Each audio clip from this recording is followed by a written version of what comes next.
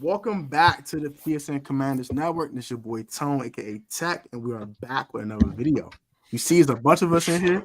We're gonna get right into it, but man, AGT, you know we rocking. So we got wonderful gentlemen here. We got another one gonna come in about a nice hot 45 minutes, and we're gonna get right into this one though. So hey, everybody can introduce yourselves, tell me they can find you at, and we can start the stream. I will start with Timmy. And we'll go I'm Tim around. from the Tim Sports Talk. You can find me on YouTube and Instagram. Thanks. At the Tim Sports Talk.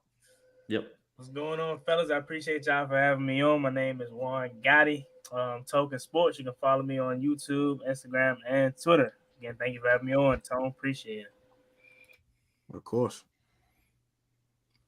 I guess I'll go. What's going on, guys? John Dowd from the Ballin and Burgundy podcast. Yeah. You can find us over on Instagram, YouTube, and TikTok. Thanks for having me. Yeah, do the. Yeah. Yeah. LA Knight. Yeah. My name is Josh Taylor. You can follow me on Twitter at Josh Taylor FB. My YouTube channel is JTFB. Do my own content, and I do some stuff for Bleacher Report as well. Hey, Josh, I need that hookup, bro. You might have to tell them that. You might tell them. I got you. Out of my way. I'm gonna need that. I'm gonna need that because I don't know if Rio gonna do it for me. So I'm gonna need you to do that for me. I got you. Ed, of course. Yes, sir. It's the real Oliver. Yes, you don't know Ed. I don't know why you're here. It's the real Oliver, not the one from the Bills. You can follow me on YouTube, Twitter. If you like the Wizards, they're terrible, but Locked On Wizards, you check me out on there too. So, thanks for having me on, man. I appreciate you, Protect. Oh yeah, man. I'm not a Wizards fan, but I do check out the Locked On Wizards podcast. I'm a Grizzlies fan. I can't say nothing. I'm keeping my mouth shut. Yeah. Josh just got to stay away from the firearms. Go shout out to Josh Harris' other team, man. That's the mob over there. Shout out to them Sixers. But go ahead, Nadi. My fault, bro. Yeah, no, Ed. At least the Wizards are tanking now. It's been time, but Nazi from DMV Sports Zone. I'm one of a 5-person team right now on the channel. We cover DC area sports, basketball, football, hockey, baseball, and college sports as well. And yeah, grateful to be on here with all these wonderful people. And yeah, it should be fun. All right. So thank y'all for all introducing yourselves. Of course, I put all their links down in the description. Subscribe all their daggone channels. I mean, do it now. Just do it. Just do it. All right. You ain't subscribed to me. Please do that. Smash it. Obliterate the subscribe button. I appreciate it. But we're gonna start things off with a quick rapid fire. We're going to just try to switch it up with our usual roundtable format.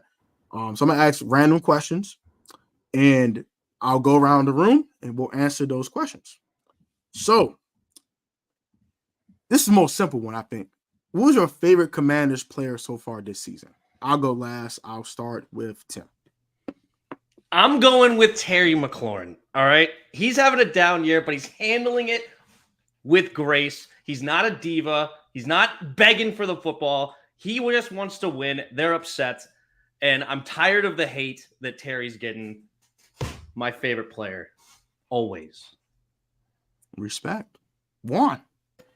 Yeah, I mean, I'm with Tim on that one. I'm going to be different, but I definitely agree with everything he's saying. And honestly, if he was to act like a diva, I would totally understand. I mean, I don't like that, but you see what happened when A.J. Brown crapped for the ball. If Terry did that right now, I would not be mad at him because he deserves it. I would actually be surprised because when we drafted him, I wasn't really excited about it. But I'm going to go Brian Robinson. In my opinion, he has been the best offensive weapon. I mean, if you could say Curtis Samuel, but I'm going to go Brian Robinson. He's having an amazing year. And I think if we can get someone to pair up the backfield with him next year as far as like a feedback, because I love the pick of Chris Rodriguez, but he's not really a change of pace back. If we can find that next season in the draft or free agency to pair it up with Brian Robinson, that would be amazing. So I'll go B-Rob. He's having a hell of a year. John. I've actually got to agree with one of this one's got to be B-Rob. I wasn't like him. I wasn't a huge fan of the pick. I was like, we got another running back, another Bama player, the Washington Crimson Tide at this rate. But no, the way he's shown out, whether it's in the pass game, the run game, blocking, he's been doing it all, especially with, Gibson's fumbles and Chris being and Rodriguez being a rookie. He's been that solid back. I mean, look at the Seattle game. Look at the Eagles games. He was a staple in both those games. So the fact I would have to say him on that one. B-Rob for sure. B-Rob 8. Yeah, I mean, I gotta agree. Naughty knows why. 2 words: Roll Tide. It's got to be B-Rob. And mostly because, like, at Alabama, you didn't see this receiving game that he had. So that's really come on just this last year alone. He runs hard, like every single play. B-Rob's trying to kill somebody. On both sides of the ball, you see a lot of guys not giving much effort half the time because the coaching staff sucks. They don't believe in what they're doing.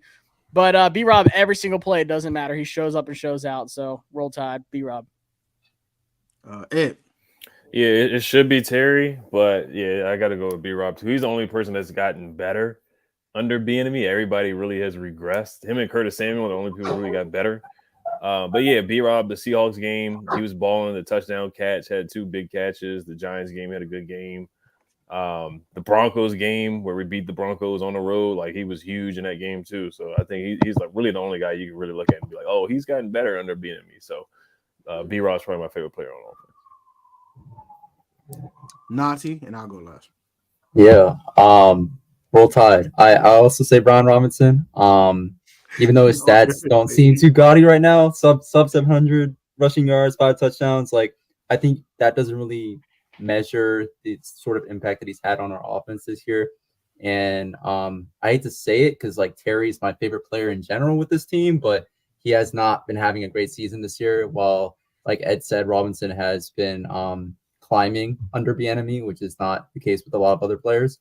But yeah, I would say B-Rob for sure. And also on the Tide, they were right. The selection committee got it right. Number 4. That's all I gotta say. Natty on the way, baby. Unclear. You know they suck, and that's why. That. They might be very angry at you saying that out your mouth. But funny, right? It's all about money. That's gonna be my favorite commander this year. I'd be Curtis Samuel.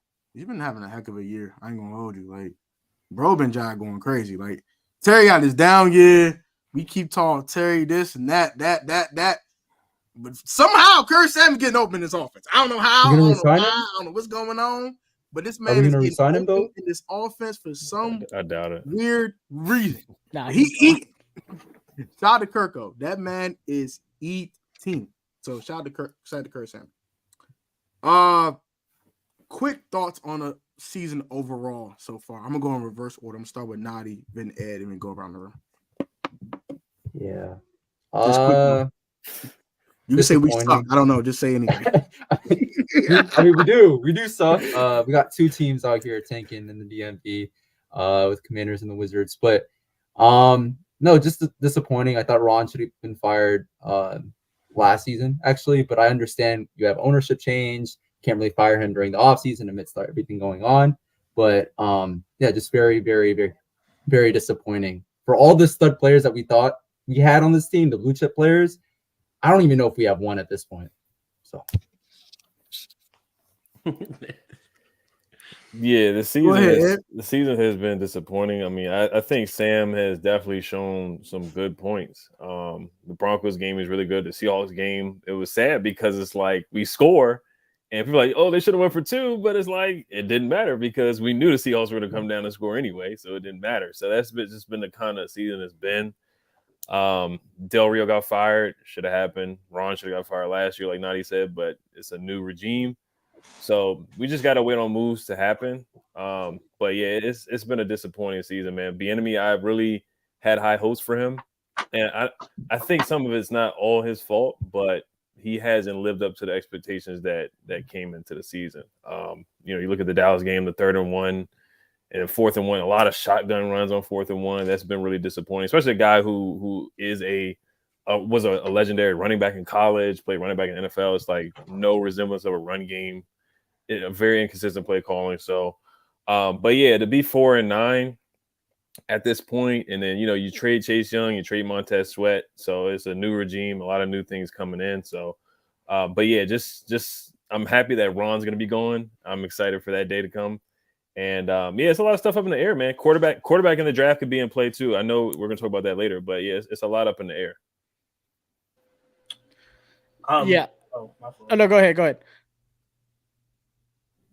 I was just going to say, like, in my opinion, like, we knew, like, when the ownership and everything happened, it was too late to make any big changes. Like, we didn't expect anything before the season, like, major to happen. So, like, I hate to say this is kind of like a filler of a season, but we still had high hopes because we kind of like, even me, like I hyped up the players we had, I hyped up all the moves that were made, and it just didn't show up on the field. I hated the draft class we had even after we drafted him. Like a lot of picks were head scratchers. I was like, I don't know, maybe they'll develop, maybe they saw something like I just didn't see. The only guy I really liked was Quan Martin at the time, honestly, in Ricky Stromberg, but we haven't seen much of either of them. So just a lot of decisions like that didn't make any sense, but then you finally see Jack Del Rio fired, like Ed said. So I see some positives, but honestly, like trading Chase Young, trading Montez Sweat, just knowing that there is a big change coming, that's the only thing I'm optimistic about, is just knowing that I feel like that they're just going to blow this thing up next season. It's not going to be anything that we've had in the past, which is good because this team sucked all 30 years of my life. And I just want something new. Like I'm sick of just being like, okay, we got the same team coming back next year. Maybe things will just magically change. That's not how this works. Like I think something major needs to happen, and they actually have the time to do it next season. They got the picks, they got the cap space, they're gonna have the personnel and stuff. So like honestly, I'm ready for the end of the season. I hate to say it. John. I said this last night when Tony and I recorded over on BIB when it went out earlier today. Absolutely atrocious, more ass than ice spice. Like this was an absolute garbage season. Right? Yo, that's the line for the night. That's the line for the night. I had to do it. All right. No, I was saying it in the offseason with Andrew, Justin, and Chris. I was saying it with Tone. I was saying it with all the guests. I was like, all right, cool. We got Eric Bieniemy. We got some guys to help beef off the offensive line. We bring in, young linebackers to come secure the linebacking spot, at least for now. And nothing stick. Curtis Samuel is, you can make an argument. Curtis Samuel is your offensive MVP. Who had that on their books? It's not Terry. It's not Gibson. It's not Leno. It's not Larson. In the past 2 weeks, it's not Sam. Defense has been absolute garbage. That's got to get a rehaul. 4-9, atrocious, abysmal, disgusting. Write it down the death note. Send it to the shadow realm. Kick it down that big hole like you did in a Sparta. Like just get it over with. All right, 4-9 at this rate. No, I'm sick. Yeah. So Go ahead, Juan. So for me personally, very disappointing. If you would have told me that we'd have been 4-9 in the offseason, I wouldn't have believed you. I mean, at least telling me 7-10, I'd have been like, oh, okay, that's Ron Rivera right there. But this, I did not expect this thing to bottom out the way that it has. And it's very unfortunate because, like we said, we all were expecting this offense at least to be something spectacular this season, or at least give us hope that we could have a successful season. And for that to go the way it has gone, the defense, not really surprising, but even for me, the defense is playing way worse than I would have thought. I knew it wasn't a good unit coming in, but God, I didn't expect it to be this bad. It's just all over. It's been way worse than what I imagined. I mean, I don't think I felt this kind of like. Well, 2019 was pretty bad but we had Dwayne Haskins, obviously. I think 2013 for me was just putrid. I don't know. But yeah, it was very, very disappointing if I just be short and honest with you. Yeah, this unfortunately was not a surprise for me. I predicted 6-11, more cynical than anything else, but mainly because I'm actually not surprised at all. We only have 4 wins, and I would be so happy if we end up with 4. I picked 6-11 just because I know that Ron loves to just win those last couple to ruin our draft stock. We had to beat the Cowboys last year. It was a must to beat the Cowboys. But yeah, no. So I predicted 6-11. We're right on track. Let's see. EB was set up to fail right from the rip. I mean, you have this trash of an offensive line, absolute garbage, going with a rookie quarterback, essentially. And then you wonder why he's sacked 50 times. And it sucks, especially considering he's dropped him back 100 times a game. So this was not a super shock to me. The defense did not improve whatsoever. Forbes was trash the day we drafted him, and he's continued to be that way. Quan Martin is disappointing. I was also with Josh. I thought maybe he had some potential there in the second round. And then Ricky Stromberg played 1 field goal snap and got hurt or something like that. That was awesome. When Sadiq Charles got hurt. Chris Paul might be the worst lineman I've ever seen in my entire life. He is so bad. You run a screen with him, he's so slow. He has no hope to block anybody. Like he is a revolving door. Wiley's been absolutely disastrous. I was about to say we still have Wiley on our team. It's I don't know. Chris Paul's worse. I promise you. I've been doing the film every Tuesday. It's Wiley's garbage, terrible, but yet Chris Paul is. I don't know why Wiley hasn't been moved into guard and Lucas has been put in on tackle. We are now 5 weeks with Chris Paul on the team. There's no way you watch this film and think Chris Paul is good enough to be on the field. It's impossible. So that's something that's a knock against Eric Bieniemy. You're the leader of the offense. Why is he still on the field? Obviously, it sucks because even Terry's having a down year, right? And he's supposed to be the guy that's Mr. Consistency. You know, people are hating on him right now because he hasn't made the big catches this year that he's had all the time in the past. You know, people have all of a sudden forgotten all the insane catches he's made against Jair Alexander, mossing Stephon Gilmore, to beat Tom Brady, the GOAT in Tampa Bay. He takes a monstrous shot on 3rd and 5 to keep that drive alive, to ice that game out. I don't know. There's countless times that this guy has been top notch. Now, shockingly, we have zero time to get in the football. Rookie year versus Jackson, that was like a worthless catch in hindsight. He mossed Marcus May and put his whole daggone knee in his helmet. Terry does some crazy, bro. Terry does some crazy. I knew that this was going to be unfortunate. I mean, I was hopeful that it wasn't. You know, I always would rather be wrong when I predict the Commanders to be bad. I would rather be wrong. But hiring Martin Mayhew on an 0-16 record, followed up with a 2-14 record, was disastrous, considering the only first-round picks he hit on were in the top 5. Stafford, Ndamukong Suh, and Ziggy Ansah. After that, all the other draft picks sucked in the first round. So, and he had 8 seasons to do it. So he went 3 for 8, and only ones he hit were in the top 5. And it's shocking to me that we hired this dude out of anybody out there, and he has completely whiffed on 3 drafts in a row. I still will say Jahan Dotson's a reach, 100%. We could have had George Pickens in the second, would have gotten the same value with a whole round later, if not more, because he at least has size. It's tough, dude. It sucks to hate on this team this bad, but I'm excited about Eugene Shen. I think that's actually an interesting hire. Yes, and I'm hoping that analytical mind. He's not a talent evaluator. He doesn't watch film. He talks about it. It's all analytics, and we have to hire their correct GM and pair that up with a talent evaluator. And let's see what we can tee do. up on them. Let's go. Yeah. Let's get it. I'm gonna keep my thoughts short and sweet. I've ranted 100 times on this channel this year. I'm tired of ranting. Look here, bro. This team is trash. Trash can water. They are worse than the garbage cans in Georgetown when the rats come out. They're terrible. This team is horrible. This team is so terrible. I'm literally selling the rest of my season tickets. If y'all want to see the tickets, they're $50 a piece for 2 tickets in section 109, row 18. They're not worth $50.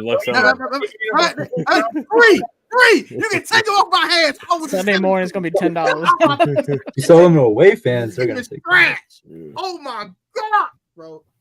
And we'll get to the comment section in a second before we go to the next segment. But it just seems like they get worse every week. All right, Joe, I'm not giving you the tickets for free, bro. We bros, but I see in the comment section. No, you gotta pay. You're a Niners fan. You'll get it for free. You'll get it for free. That's gonna be an ass whooping too. Oh yeah, that's gonna be terrible. That's Getting that's the game we all of a sudden show up and win, like the Eagles last year at 9-0. That's all of a sudden, for some reason, we win that game of all time just to ruin the draft. They're gonna want to play hard because Chase Young is coming. Yeah, back. Just to ruin your draft spot. You could end up with number 3. Nope, number 8 so much better. It's at a point, bro. Well, I'm not even gonna hold you. Like with John Allen's comments, we'll get to that in a second. And everything that's going on around this team, bro. I kind of just want to blow it up. I'm sick of it, bro. I'm sick of it, bro. I'm sick of losing. I'm sick of it. I'm just sick of it. The only person I don't really want to trade is Terry. Everyone else can go. Everyone else can go. That's not B-Rob. And then rookie contracts don't count. I mean veterans. Every other veteran can go. All other veterans can go. Except for Terry. All other veterans can go. And Deron costs too much to trade, so he don't count either. But yeah, let's get to that. Jonathan Allen's comments.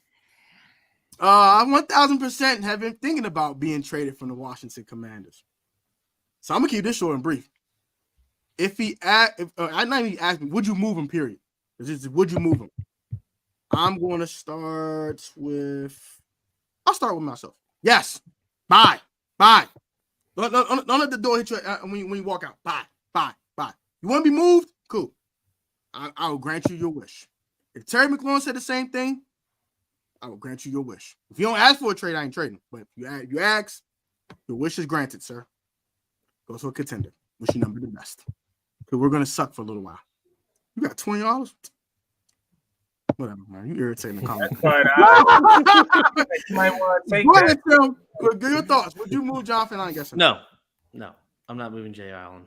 And his comments were taken out of context. He doesn't want to be traded. He asked. I said if you want it out, I'm moving. I know he didn't want. He said he would rather win here. He's been a fan of this team his whole life. He was drafted here. He signed a big contract. He'd rather be here, but don't put him through a rebuild. That's his point. If you are going to be through an entire, we're going to lose for the next 5 years, then you can go ahead and send me out. But I want to win. That's what he's want to say. And no, I would not trade that dude. I love him. Love Terry. And we've already paid Duran, and I'll continually love him too. But and then Cameron Terrell, he's the other guy that I would pay, even though he has a bit of a down year. But everybody in this defense has. He has no help out there, and it sucks. Juan.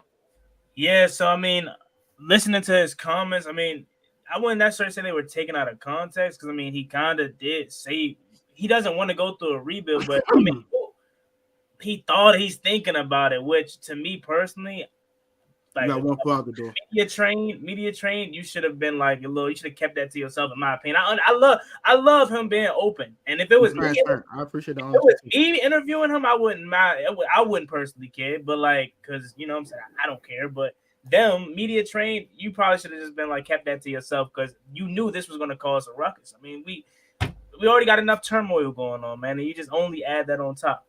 Anyways, Jonathan Allen trading him, I personally wouldn't care at this point if we did, because I mean, he like Tim said, who isn't having a down year at this point? But Jonathan Allen, I don't know, man. They just disappointing this year. He's never been supposed to be looked at as that pass rusher though. But the fact that I mean, you watch him and it could be the injury that he sustained. Remember, he did sustain an injury prior to the season starting, so could be affecting him. But the fact that I mean, they're just non-existent this year has been a little bit disappointing. So I mean, if he did want to get traded and we end up pulling the trigger, which I highly doubt, because I mean he's one of the faces of the franchise. He's always the one that's speaking, so he's more likely not going to be here. But if they were to say, hey, you know what I'm saying, be thinking about doing it, and they moved him, I wouldn't be mad at all about it. I would prefer it because he deserves to go win. I mean, Jonathan Allen, I mean, since he got the plaits and the chains, he has changed a little bit. You know what I'm saying? I miss the old Jonathan Allen where he was kind of, you know, chill and you know more you know nerdy, but my man got the bag now, so he's starting to become, you know. So shout out to Jonathan. Yeah, I love Jonathan Allen, but he can go, man. It's a new regime and we're starting fresh. The only person that I really would be attached to is Terry, honestly. But if you listen to the interview, yeah, I think he meant what he said. He said what he said. He wants to, win. He said he kept saying he wants to do what's best for him and his family. And guess who was interviewing him? It was the junkies. Like they were literally asking him if he was jealous of Chase Young being on the Niners. Like, what kind of question is that? He was like, no, it would be silly for me to be jealous because he signed a contract with DC. He wants to be here. So I'm not gonna say the interview was unprofessional, but if I was interviewed, I'm not gonna ask the guy on the radio if he wants to be traded. I get they're trying to get stuff out of him, and they got something out of him. They got a story. So kudos to them for doing that. But I know it's good for their station and whatnot. But yeah, I understand he wants to win. He won in college, obviously Alabama. He won in high school. So he wants to be on a team that's won. He's been on this team since 2017, 18. So he's seen nothing but losing. Even the time we went to the playoffs, guess what? We were 7-9. So he hasn't had a winning season since he's been here. So I can't blame a guy if he wants to leave. I know Jay Glazer from NFL on Fox, allegedly, he reportedly that, because there was the rumors coming out that he wanted a trade. Nothing was really confirmed. So if he wants to go, let him go, man. Let him win somewhere else, and we can get maybe on a good day of first. I think like a second is probably what we would end up with, maybe a second and a fifth. But, I would be happy for him if he went somewhere else and won. So I think everything's on the table, really, honestly, to me.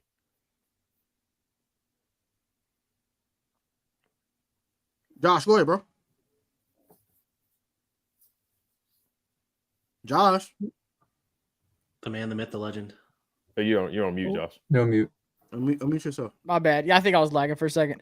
I mean, I agree, but like at the same time, like we did just pay him not too long ago, and even if you do blow up the roster, you still need some like foundational players that are gonna like lead and hold players accountable. It can't just be like a bunch of rooks and young kids running around here doing whatever they want.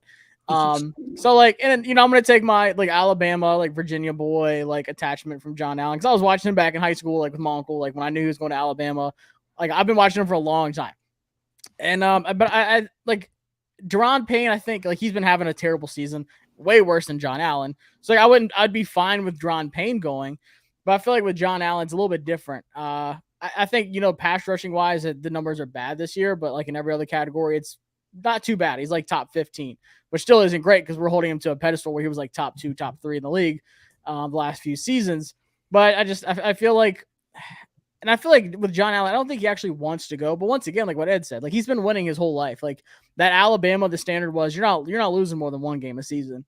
And he's dealing with this, and there's so much things going on every single season. Like we as fans are sick of it. Like imagine how these players feel. Not even just John Allen, but Terry has been here a long time, like you said. Just guys who have been around this for so long. This poison of the ownership, and then just being on terrible teams, then the coaching staff and all the changes, and then you do see Chase and Montez get traded. Like a reset's coming. If I've been in the league, like Ed said, since like 2018, whatever it was, and someone says like, we're going to reset, it's going to be like another 2-3 year rebuild, whatever. Like they don't say that, but you can see that's the direction it's heading in. You're just like, dude, like 3 years from now, like if we're still not winning, if we're not in the playoffs, like my career has been a waste here. And he, like you said, he wanted to play here. Like I said, he's a Virginia boy. He grew up around this team. Like he wants to be here. So like, obviously he would love to be on the Bills or like on a winning franchise like the Chiefs or something. Like, of course he's going to say something like that. But I don't think it's like trade me, I'm ready to go kind of thing. But at the same time, he's thinking about his future. And I mean, I don't blame him, but I still don't think you trade him for a second. Like that's not good enough in my opinion. And you do eat a lot of cap space still regarding like when you get rid of him, there's some dead cap space you still have to deal with. And we have the cap space to do that, but it's not worth a second. I don't think you'd get a first for John Allen. John, Renati. Yeah. I don't want him to go, considering I've been watching, way before him, and I'm probably the youngest one out of this group. I don't want him to go, but at the end of the day, it's a business decision. It's a family decision, and it's like y'all have just said, if it's a reset, a 2, 3, 4 year rebuild, I would want to go. I mean, what's the worst that's going to happen? You're going to go to a Jacksonville or a Cincinnati or a Houston. Those are 3 quality teams right now in the league. I mean, Cincinnati. Not so much right now since Burrow's out, but I mean, if you get traded, if I traded John Allen in a third and got a first for him, I wouldn't be mad. Do I want him to go? No. But do I want him to stay? Yes. But at the end of the day, it's a business decision. It's the same way the NCAA did their committee. It's a business decision. It's not a personal thing. It's not a most deserving. It's what's going to put the best product. It's business. It's as Josh has heard this with Triple H. It's what's best for business. So do I want him to go? No. But if he goes, I'm not going to, blow up the world like people were saying that, oh, man, we're going to go burn it down because they traded Chase Young. No. This man has proven himself that he's a quality piece. Chase Young, more injuries than D Rose. Like, come on now. Oh. It is what it is. Naughty no D Rose slander, please. I gotta say that no D Rose slander. No D Rose. We don't do D Rose like that. No D Rose. That was one hell of a stray bullet. Leave D Rose alone, man. D Rose would have been. And he in Memphis right now, so yeah, no slander. D Rose would have been. No slander on D Rose. No slander. Yeah, it's funny that you end with me on this, Tony, because this is one of the few times where I'll put my resume up against anybody's in terms of how much of a fan I was of Jonathan Allen. Like I'm talking about in 2020. Was? And still. Hold on. Let me finish. There was one Jonathan Allen. already. Hold on. Jonathan Allen, 2020. I would like to think that I have a good memory. A lot of fans. He was the first name out of all the defensive line guys that people were throwing in trade talks that offseason. The first one. And I felt like very lonesome talking up Jonathan Allen, saying, okay, the sacks don't show everything. He's actually one of the best interior defensive linemen that we have. yada, yada, yada. Then he followed that up with a 9-sack season, and everybody really got to see, how good he was. But when I saw that comment, I didn't see the recording or hear the recording. I read the comment. I should probably listen to the recording as well. But I was like I did not have a problem with any of the comments that he had on like previous Junkies like interviews and stuff. But this one, it just hit different. Like, you got to keep that to yourself. I'm sorry. You got to keep that to yourself. Like, you can have that opinion, but like to talk like that right now amidst everything that we're that's happening with this franchise, it's not necessarily the best of things. And I also agree, though, I don't know if I want to trade him right now because his value is not necessarily the highest that we could trade him for. We might get him for a second, or we might get the 2nd and 5th round pick in return for him, like Ed proposed, but it just sucks. It sucks all around. And if we want to really talk about players on this defensive line that we should trade, players that have changed with the money that they got, we should talk about Deron Payne, because he got a boatload this offseason and it's done nothing this season. And I was afraid that was going to happen too, because if you look at his stats before this season or this past season, he was putting up 2 sacks a year, 3 sacks a year. Like, the production was not there. Had a couple of 5-sack seasons, but it's going about 3.5 to 4 sacks a season. He's got one of the worst pass rush win rates in D tackle. He's like bottom 10, which is awful. Awful. Just awful. This is a wrap. This is a wrap up the Jonathan Allen thing.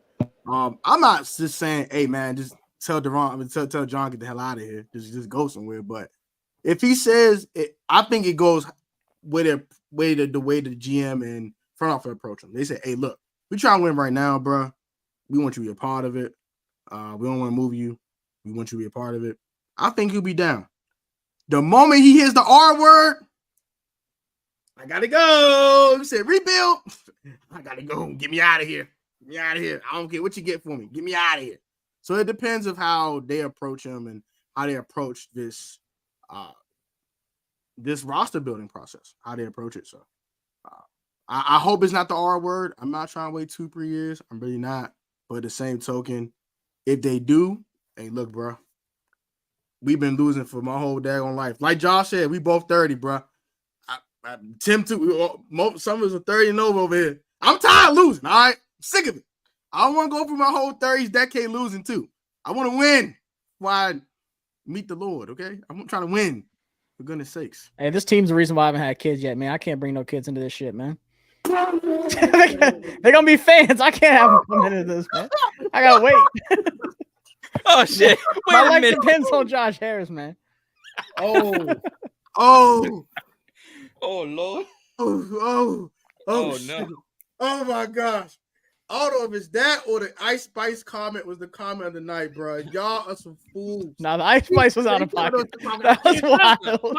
He been waiting to use that shit. He been waiting. He was. I have been waiting. I was like, I'm coming this on the spot. He was writing down lines before we hit live. That was funny as hell, yo. Josh is hilarious, bro. That was. I just said, like, Jonathan Allen, though, his comments are not wrong, and there's not nothing he mad at said him. was wrong. I'm mad at him. The fact that he publicized it. How you feel, bro? He's answered a question. It's the exact same thing with the stupid Hitler thing that everybody got mad at him about. It's obvious why he would like to have dinner with him. He would have a ton of questions for him. The historical comment, I don't know if you guys remember this, where like what 3 people in history did like that. Yeah. It's like, and everybody got on him like, how in the world would you want to have? It's like, dude, it's one of the most interesting minds in the history of the planet. Like, it's why would I want to? I'm very curious. Why did you do it? What was the problem? What was this? What was that? Anyway, it's like it's not like he's endorsing it. Oh, I would love to. Hitler was awesome. I mean, I put him right next to Abe Lincoln and George Washington, and he's just best of the best. Abe Lincoln was a piece of shit too. Well, anyway, just George Washington. Yeah, they were. Christopher Columbus is like top tier. Right, who's Barack Obama and who else? I don't know. Oprah Winfrey. I don't know. Who else is the top notch of the people? Said Gandhi. Yeah. Anyway, point is, oh hell, his comments made complete sense because the overall takeaway, is he wants to win here.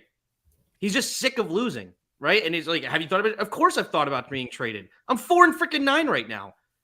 What ifs? What ifs across the board? What if I got drafted to somewhere else? What if I did this? What if I got traded at the deadline? What could have been? Have I thought about that? Of course. I'm a human being on a 4-9 football team. It makes complete sense to like take this as I'm demanding a trade and I need to get out of here. I hate it here. This sucks, which is why I signed a 4-year contract or whatever it is for $20 million because I hate it here so freaking bad. But no, like he clearly wants to be here. He's just sick of freaking losing, and it makes complete sense if you listen to the whole fan base.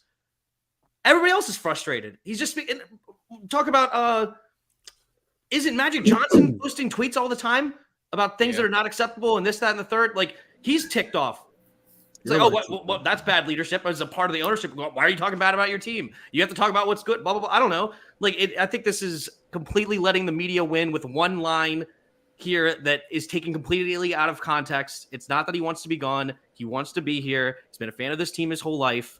He just wants to win. He wants to win in general. But I don't think one of us, or at least none of us up here, thinks he wants to get traded. I don't think he wants to get traded. He wants to win first and foremost, though. I think he's just real comfortable with the Junkies. I mean, he has a weekly spot, so I think he shouldn't be. Opposed to exactly. First interview. I don't think he'll be that comfortable after that one, though. After this interview, I don't know if he is. What does it change? What are we gonna go? Are we gonna win out because he comes out and he goes, absolutely, I want to be here 100%. I love this team. This team's the best. Ron Rivera is the greatest coach that I've ever played for. He's amazing, way better than Nick Saban. Like, yes, this is great. Everybody should be so happy to be here. And why in the world would you ever even think about asking that question? And then all of a sudden we just start winning? Next week, win Miami sweep. Let's go. Like, Tim, just like you skated around. Tim, just like you skated around the Chase Young question. Like if he's jealous that Chase Young is in San Francisco, he's not. He could have skated around this question, in my opinion. Like he didn't have to. I get it. Yeah, you can have your opinion. That's the point. He wants to be here. He signed a 4-year contract to be here. He could have been anywhere. He's not jealous of Chase Young. He does not want to go over there to San Francisco. He's not, but they clearly did an interview to set him up. They were trying to get, and that's media. They're trying to get some out of it, right? Yeah, but the problem is not the media, or the problem is not his answer. The problem is how people take it out of context and not listen to what it is. Like that is the problem. Sometimes people aren't going to listen to. That is the problem. Not because if he answered a question honestly and has said nothing wrong. The problem is you taking it wrong. That is the problem. I feel like. Nobody up here wants him to be traded. We're not. If he said all those things positively about this team, everybody looks like he's an idiot. What are you doing? Why are you saying positive things at 4-9? What are you, out of touch? Are you an idiot? I mean, look at him in the locker room after the games. You can tell he's pissed. Yeah, like that's going to carry through. It's a simple question taken way out of context. He wants to be here. He wants to win. That's it. Yeah, I would be concerned if he was like, "Nope, I love this. I love losing." Like that's not like, yo, John needs to get out of here. My boy, blink twice if you in trouble, John. Yeah. I think something else that we should consider as well is like, on top of Jonathan Allen, like being a great player or has been a great player, whatever you guys want to say, like he's a captain on this team. And when a captain on this team even hints at the possibility that he wants to be traded or I ran a lot of cardio. Should we trade Terry tomorrow? I ran a lot of cardio today. I ran a lot of cardio. Is that a bad comment? Trade Terry this offseason. Make sure to get rid of him. I ran cardio compared to I've thought about getting traded. You can't compare those two. Dude, it's 100% comparable. How? Basically saying these coaching staff sucks. Sam Howell sucks. Give me the dang football. I ran cardio can be just saying it with different words.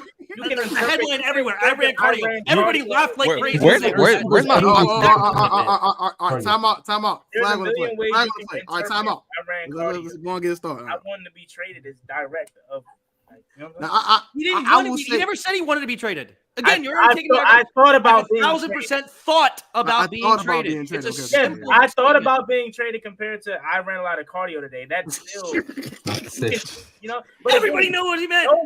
Nobody up here wants him to be traded. You know what I'm saying? We're just saying PR train, bro. You're used to this.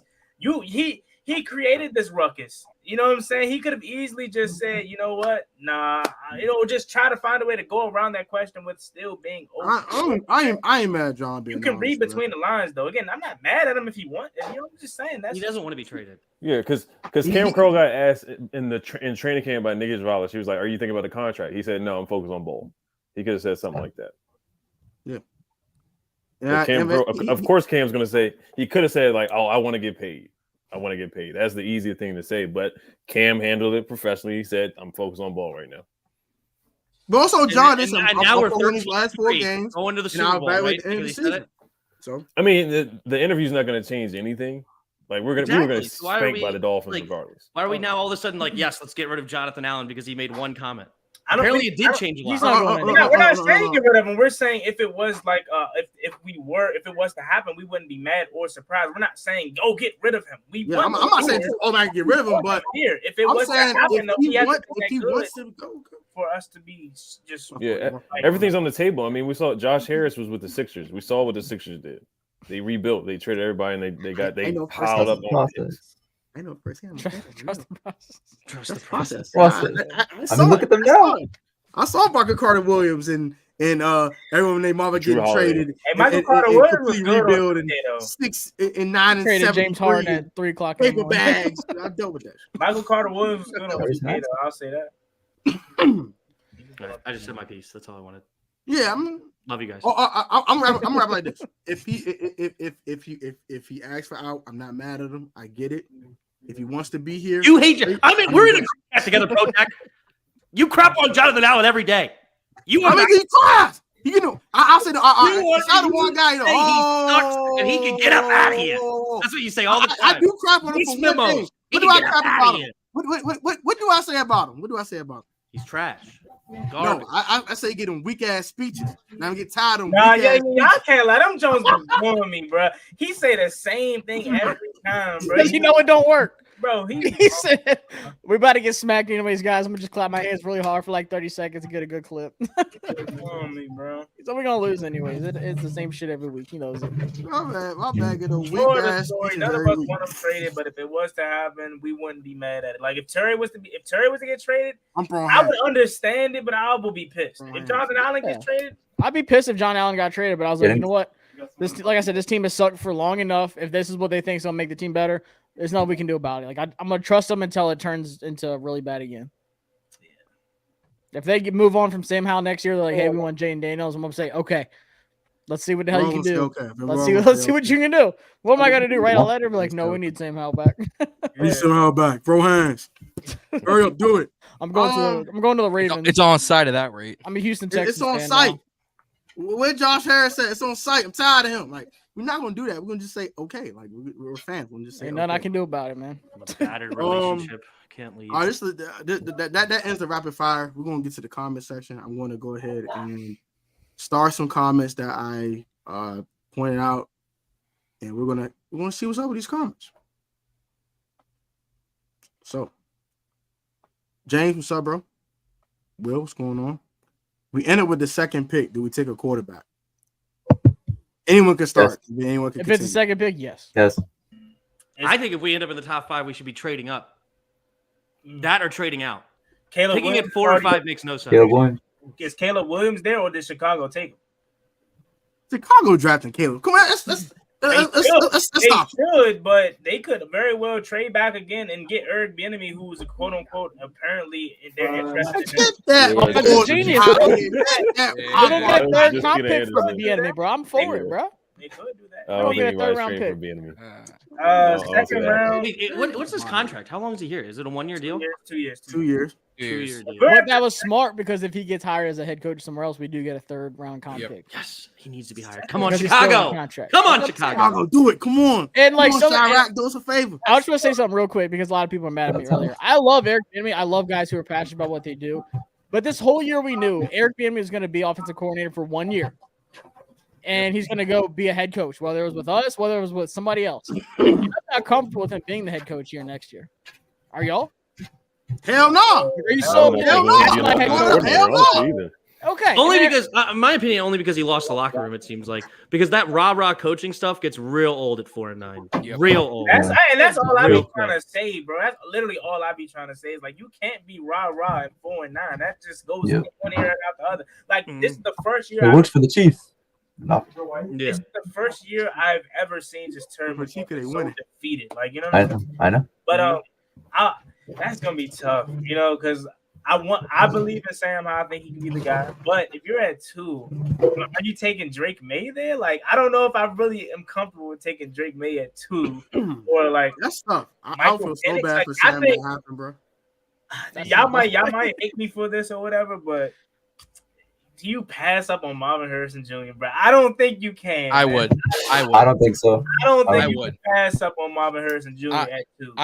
I'm gonna say my piece real quick because I've gotten hate from my BIB, my boys with Justin, Andrew, and Chris. They be on my ass about something. How could you? I pass on. We have more dire needs than wide receiver. We can't protect Sam Howell. We can't get to the quarterback. Our linebackers are as stale as week old bread. Our corners can't cover an O. We can't cover nothing. I can't even come up with a smart comeback because that's how bad they are. We have more dire needs than quarterback or wide receiver. Give him an Olu Fashanu, a Joe Or Hall, what? But You said or quarterback? We have more dire needs than wide receiver or quarterback. I don't We know. cannot There is block no to more save dire our need life. than quarterback. I want to There is no more respond. dire need. I want to respond to the point that I feel like fans and like analysts make every single year about this team, which is like, oh, this need or this area of the team is already like strong enough. We don't need to add any players to that area. I think like a similar comment was made last year with regards to, oh, why should we draft the Kyle Hamilton when we already have good secondary players that, you know, will do the position well for them, and we don't need to draft the Kyle Hamilton. Kyle Hamilton was my number 1 player that I wanted last year, and he's an all-pro player right now. I don't think we are a team, a franchise that can afford to pass on what we think are blue chip talents just because we think that position is covered or we have enough talent. Because honestly, we don't have enough talent anywhere on this team, in my opinion. That's just like my piece. I get the other thing though, in terms of we already have Terry, you know, money tied up to the position, but I'm sorry, Marvin Harrison Jr. is different. He's different. So no, it's funny you said. I like what you said, Nadi, because when the Rams drafted Aaron Donald, people were like, "Why? Why did they just draft?" Like their defensive line was stacked, their interior D line was stacked, but they got the best player who they felt like could change their franchise. And it wasn't a quarterback, it wasn't a wide receiver, it wasn't some crazy safety, it wasn't like Ed Reed or something. It was Aaron Donald, and he turned into a Hall of Fame player. And I think I forgot who said it earlier. We don't have any superstars on this team. We don't have any blue chip players on this team right now. Now, with that being said, like I would love Marvin Harrison Jr., but I think Olu Fashanu, a guy that I know super well, is up there with Marvin Harrison Jr. It's just not a sexy pick. Being a left tackle, it doesn't hit the same. It's not like a Jamar Chase going out. It's not a Justin Jefferson type guy going out there, but it's like a Tristan Wirfs. It's a prime Trent Williams, in my opinion. I think Olu, he's only 20 years old, and he's not even hit his prime yet, which is crazy. And in my opinion, I think he's the best tackle prospect in the last 5, 6, maybe 7 years that you can't pass up on as well. So I think it's between those two if you don't go quarterback, which is going to be completely up to the regime, like what they want to do. And I said it a few months back at the trade deadline, the rest of the season is an audition for Sam Howell. And everyone's like, what the heck are you talking about? He's first in the league in passing yards, blah, blah, blah. I'm like, it doesn't matter. If you didn't draft this guy, I'm not going to go all in on somebody that I don't have 100% faith in. If you can upgrade the position, you do it.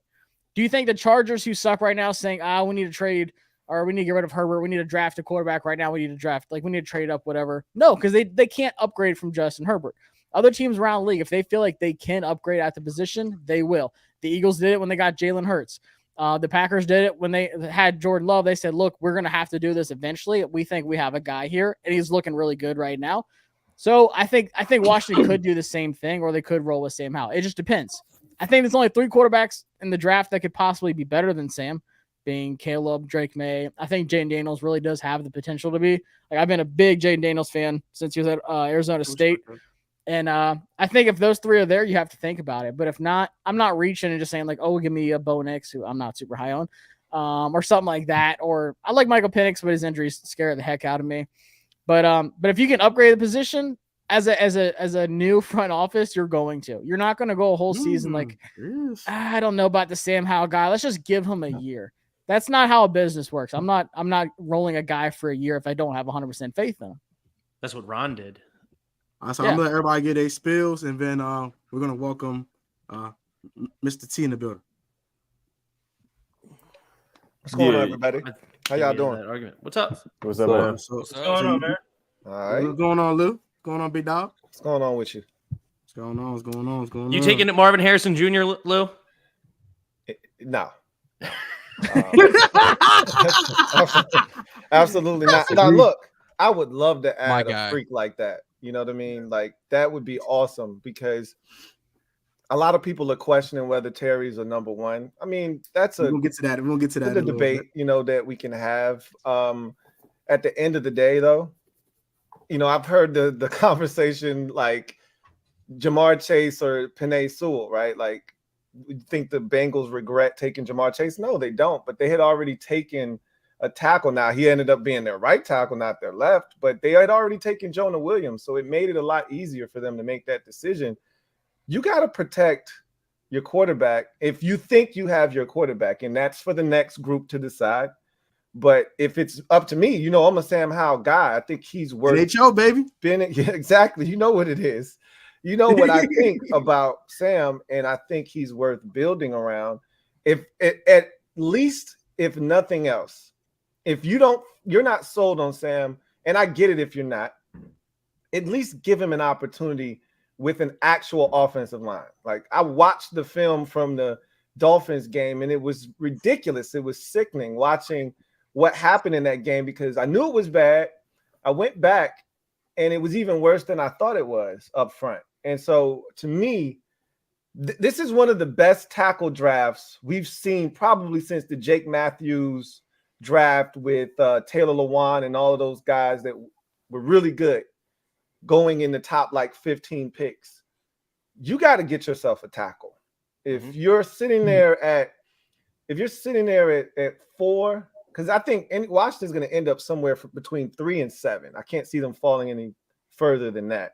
I don't see them getting higher than 3. If you're sitting in that 4 hole, because I think honestly that's where we'll end up 4 or 5. The 2 quarterbacks will probably be gone. Harrison is probably going to be gone if you're at 5. At 4, he might be there, and it may be tempting for a lot of people.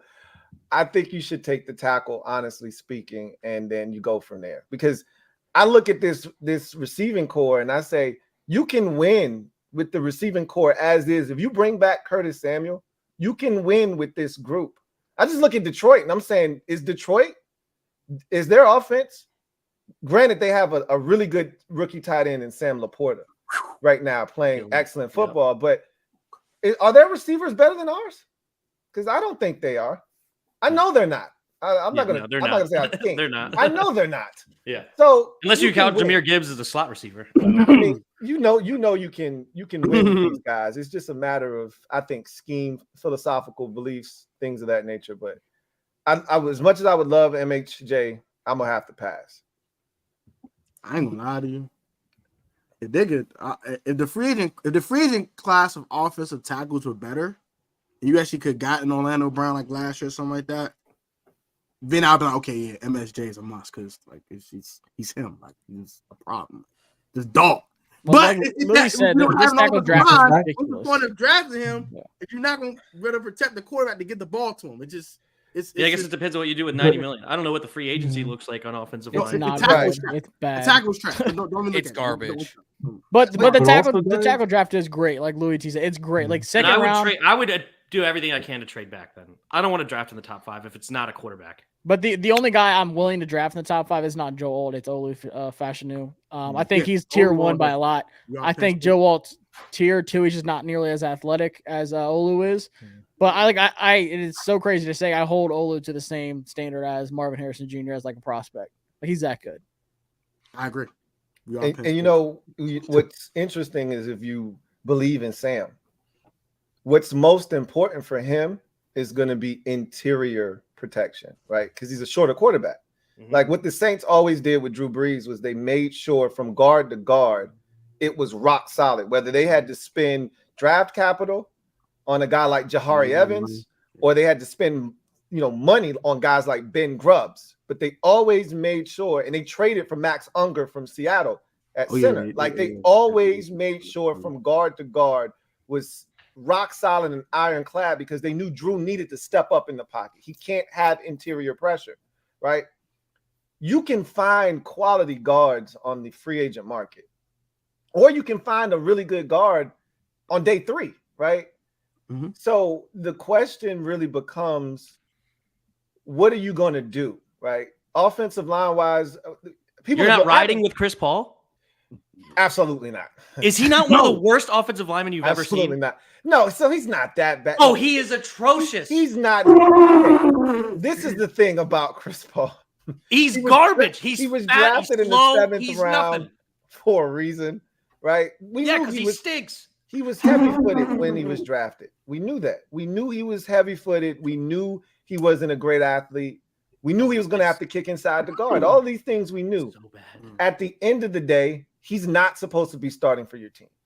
If he's got to come in off the bench in a pinch for a game, for 2 quarters, for a game in 2 quarters, you can get by with Chris Paul, right? Can you do better than him? Absolutely. One of the my question is, can you do worse? Yeah, Andrew Wiley going back. We did do worse. It was worse. No, we have not done worse. It was way worse earlier in the season. No, that's when Sam Howell didn't know how to get rid of the football quickly. He just sat back there. Now he knows how to get rid of the football fast. He's I think that wasn't the only reason why. I'm gonna shut up. I'm gonna let Phil watch this argument. No, dude. Sam Howell has clearly gotten rid of the ball way faster than he did originally. Way faster. He's also got way more time than he did earlier this season, right? Like it was ridiculous earlier in the season. I'm not telling you time at all. Nick Gates was the worst offensive lineman that's been on the field for us this year. Oh my God, he's been the biggest liability. That's where all the pressure was coming from. Just as bad, if not worse. I promise. It's so bad. Are you taking comments at Andrew Norwell for this year? Trey Turner and Andrew Norwell over Chris. Oh, give me both of those. Oh my God, no, that was just bad. No. I mean, don't give me either one. All 3 stink. They all Trey are Turner terrible. went straight to a nursing home, bro. He's bad. I don't know about The fact that we're actually arguing about this tells you the state of our offensive line over the last 2 years. But he's like, what we need to do, Scott, if we want to win another game, even though I don't want another game, why isn't Wiley back in guard? Because he sucks at tackle. And then Lucas out there tackle. That's what we've all been advocating for since like week 3. After the Broncos game, we were like, hey, halftime week 1. Get him out of here and take him inside the guard, and let's just get with Luke. We know what we're getting out of him at right tackle. It's so bad. I don't understand why they didn't ever do that. But again, nothing surprises me with this regime at this point. They never wanted to prove themselves. EB's a moron. That's why. Let's get to Eric Bieniemy. Let's do that. We want to get some. We did some rapid fire earlier, Lou, but now we actually want to give some topics to actually go in depth. All right. What are your thoughts on EB? Would you even bring him back next year if you were the new regime? And if you did, would you make him your head coach like some of these crazy people in this comment section are saying? Lost a daggone mind. I will start with Tim if it will go through the room, and I'll go last. I mean, I think we set up EB for complete failure with this offensive line and a rookie quarterback. Like he was absolutely dealt a terrible hand. But has he done himself any favors? No, he doesn't. He doesn't find a way to get Terry the football early and often, or Jahan, or like it's been pretty bad as far as actually scheming these guys. But at the same time, there is times that they are open, and then Sam Howell either doesn't understand that defense coverage at the moment, where he's not finding them. Like I think about that one where it was deep to Terry McLaurin. He got hit right before and he dropped it, and like, it should have been a touchdown. Like if he understood as soon as that safety came down at all, just throw it over the top of him, and it's going to be an in stride touchdown to Terry McLaurin. He's a little bit late. That's not a touchdown. And so Sam Howell, of course, rookie quarterback, continues to learn. He has improved in some ways, but then he needs to take it to the next level. But we expected him to basically have to be Tom Brady behind this offensive line, understand all the coverages right off rip, and then just be able to diagnose it, get rid of the football within 2 seconds, 2.5 seconds. And that was basically impossible. So that with EB, and it's almost impossible to judge him in this situation in a lot of ways just because of what he's dealing with. But should he be running the ball more? Should he be protecting Sam Howell more? Should he be doing things to move the pocket more? Yeah, there's definitely ways that you can critique Eric Bieniemy, and I've said this before the season, and then it's unfortunately playing out. Apparently, according to reports, is that all that rah-rah at 4-9 gets really old, and it seems like the players are not responding anymore because we're losing a bunch of games. So should we bring him back? It sounds like he's already lost the locker room. I don't think it's going to be a good idea to be a head coach. I hope he gets a head coaching job somewhere else so we can get that 3rd round pick. But I'm not a huge EB hater. I'm not a stan either. I'm just whatever on EB right now. So for me personally, absolutely not. EB can take his his. Now with that, I'm all ears. Tell to Chicago, and I'll go ruin DJ Moore because you already done ruined my wide receiver one. Got him looking all depressed. Never looked like that before, even with Scott Turner. He's definitely like he let me down a lot this year. You know what I'm saying? He's so along with the players, he sold me a dream that he didn't live up to. I mean, I'm thinking this guy.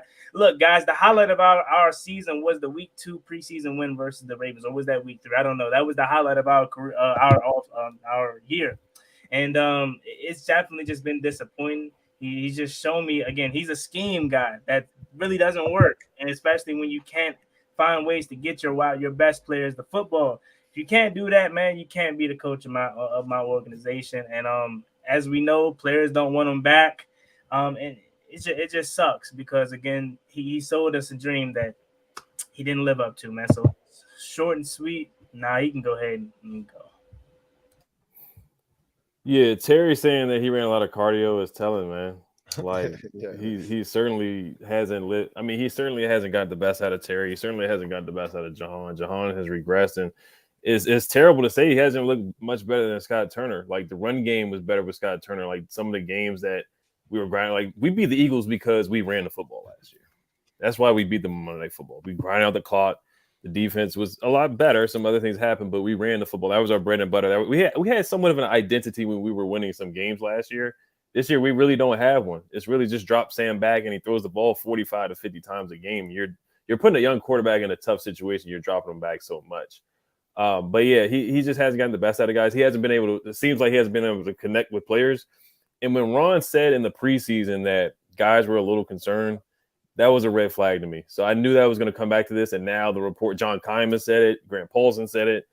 Players aren't endorsing him. So the old school style doesn't work for everybody. It worked with the Chiefs because, you know, they're just an upper echelon team and they've won so many. They've won a couple of Super Bowls, Pat Mahomes, but here it just hasn't worked out. But the running game in the Cowboys game, that really disappointed me. When we play against the Eagles, he does a good job because their secondary is terrible.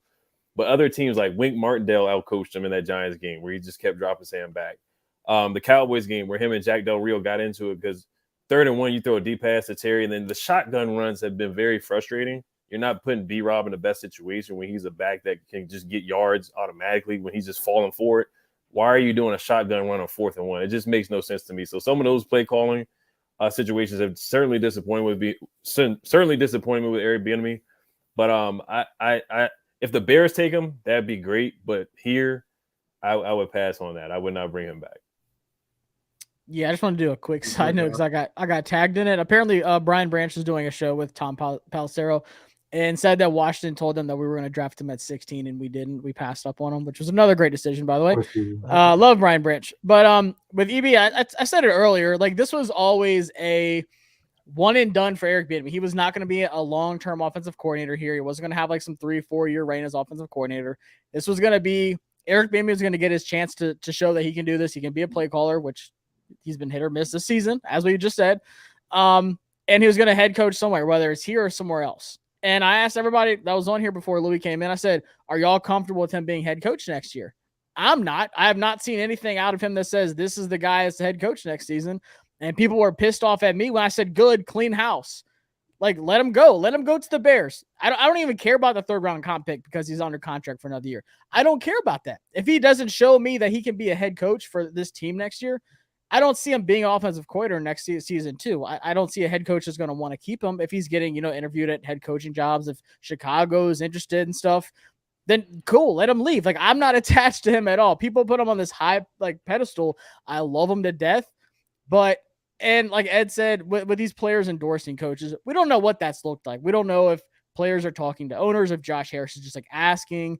But what kind of players would they be asking? Guys like Terry McLaurin. They're not going to just be asking, like Curtis Samuel or just like Chris Paul or Ricky Stromberg. Like, do you think Eric Bieniemy should be the head coach here next year? No, they're going straight to Terry. They're going to straight like the key players on this team. They're not just asking anybody. So I think something is off with Terry and Eric Bieniemy. And I don't think Terry was the one saying, like, complaining that they were practicing too hard like that. Terry doesn't care about practicing hard. Like, Terry is the blue-collar guy. He's just going to show up and do what you tell him to do. But at the same time, for someone that's been here for a while, if he doesn't like something, I think he would speak up and say so. But I don't see Eric Bieniemy being here next year. Like, would I like him back as offensive coordinator?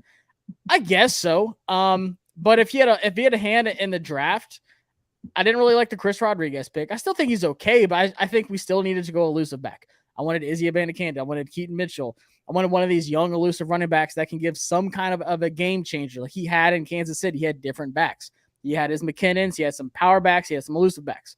We have the same guy like 3 times, and then we have Antonio Gibson who fumbles a lot. And then he brought over Andrew Wiley, and I said that too. People are like, oh, I love Bieniemy. I'm like, but he had a first hand in bringing in Andrew Wiley to this team. So you can't sit here and complain about Wiley and then say, oh, I want Eric Bieniemy to be my head coach and build his roster next season. You can't. And so I'm fine with him going. If he stays, I'm like, cool. Let's see what he can do one more season. I think he's developed Sam somewhat. I think Sam was already developed when he got here, though. But I don't like this whole throw him out there and tell him to throw it 50 times a game and just learn. I don't like that philosophy. I don't like him not running the ball. Like Ed said, we won those games last year because B-Rob was bruising guys up, and the defense actually got some turnovers in that Eagles game. And we were just controlling the game. We weren't like, hey, we're going to throw it and pray something happens. And, oh, look, we're down 3 touchdowns. Now we have to throw it some more. So Sam's going to throw it 50 times this game. So, I mean, that's my thought. Let him go to Chicago, get somebody else in here, let the head coach pick someone or let them bring someone with them, some kind of assistant that they had that knows their offense, and not tell like and not have. I don't like this whole like Ron Rivera EB, like I'm going to kind of do my thing and just cross my arms and then I'm going to trust you to just run the whole offense kind of thing. Either like I want everybody to be on the same page and have a belief in what they're doing, and I just don't feel that from the players or the coach staff. Go ahead, John. Yeah, I'm with you on that one. I don't think EB comes back next season. I don't think, honestly, I'll fall off the wagon at this rate. I had so much hope and high praise. I was like, all right, cool. Finally, a competent offensive coordinator who's going to feed Terry McLaurin the ball, who hopefully is going to build a good offensive line. And no, I want to ask you a question that relates to this. Who has a worse offensive line, us or the Chiefs-Bucks Super Bowl offensive line? Because Mahomes was running for his life. I would say the Chiefs in that 2020 Super Bowl. Yeah, I mean, I think the difference is negligent anyway. So they both stop. I don't think it's that big of a difference. But they're both bad. Yeah, but the difference is ours is by design. Theirs wasn't. Theirs was due to injury. You know what I'm saying? Like ours, we set it up this way. We came into the season thinking they fixed the offensive line, which we all knew they didn't, but they seem to think that they did. And that's the problem, right? Is they thought that would include Ron Rivera saying that he's wrong. Same thing. Why he hasn't replaced Wiley, hasn't replaced Cody Barton because he says he's wrong. Oh, guess what? You were wrong about Eric Bieniemy. Guess what? You were wrong about yourself. Look in the mirror, old man. But no, EB doesn't come back next season. Honestly, I've fallen off the wagon that he should give someone young experience who can coach a quarterback. If we draft one, cool, I guess. I don't know how to feel about it. It shouldn't be first round quarterback. Sorry about it. But no, I don't think Airbnb stays. I think we're going to clean everything. Every coach, every GM spot, every assistant coach, every assistant manager. Everyone's getting cleaned house, and that includes Eric Bieniemy. If he gets a head coach, great, we get a pick. If not, it's going to be the same old Washington of, oh, now we got to hope for next season. Naughty. Oh, you went red. Yeah, you already spoke it. Yeah, he did. Yeah. I talked about when he didn't get any cardio. I thought he did. Terry, Terry didn't get any cardio. Terry said he got a lot of cardio. Yeah. Said that. Go ahead, Nazi. Yeah. I had high hopes for Eric Bieniemy as well, but he's had some good moments this year, but for the most part, he's just not good enough. I don't think he should be the next head coach here, which sucks. But I took a little quick look at the stats too for this total offense this year, just to like see again like how well we've been doing. We're technically 8th in total yards and 16th in yards per game. But then when you factor in the fact that like we played an extra game, like we played 13 games compared to like all the other teams, those stats don't really pan out so much. So yeah, I'm not really thrilled by the Eric Bieniemy experiment here in DC. And it just sucks because Andy Reid did it again. He did it again. Got our hopes up with the Chief player or Eagles player that, we get really hyped about. But at the end of the day, they don't pan out here in DC. Lou? Yeah, man. I echo all the sentiments that everyone has already said. I think the fact that we put so much hope into the Eric Bieniemy basket. We put all our eggs literally in this basket, hoping he would save us. And he came here with, you know, the pedigree and the chops from Kansas City, and we just assumed it's going to transfer over. We got the weapons. I felt like we had the quarterback. I wasn't sure about the offensive line, but I just felt like this guy got it. You know, he's going to bring this incredible screen game over here, quick passing game. It's going to open up some opportunities down the field. You know, I've watched a lot of Chiefs football. I didn't really realize how much they run out of gun until Eric Bieniemy got here. And then I watched the Chiefs and I'm like, oh, this is what the Chiefs do, right? But they also get under center a lot too, right? The thing that has been the most frustrating for me with Eric Bieniemy is, and so the answer is no, he's not going to be back. I don't even think it's a conversation, like seriously.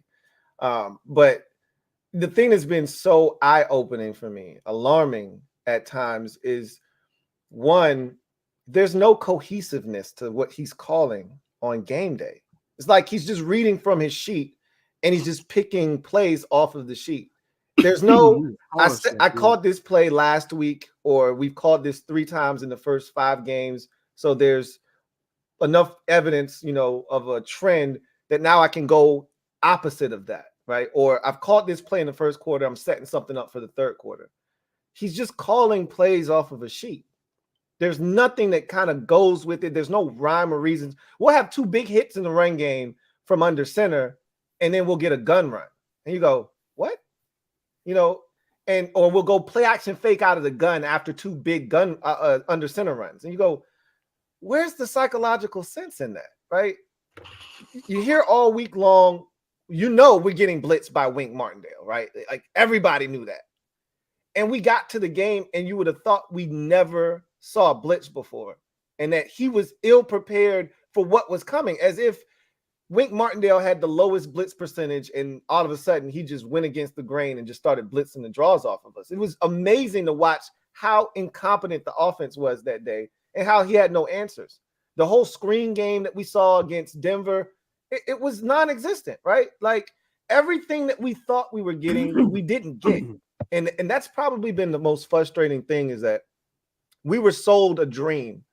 You know, Terry was sold a dream. Remember going back to that press conference where Terry goes over and I'm so excited that you're here. I just want to win. And he's like, yeah, you guys just need a little bit more nasty. And Terry's like, yeah. And Terry's eating it up. Yeah.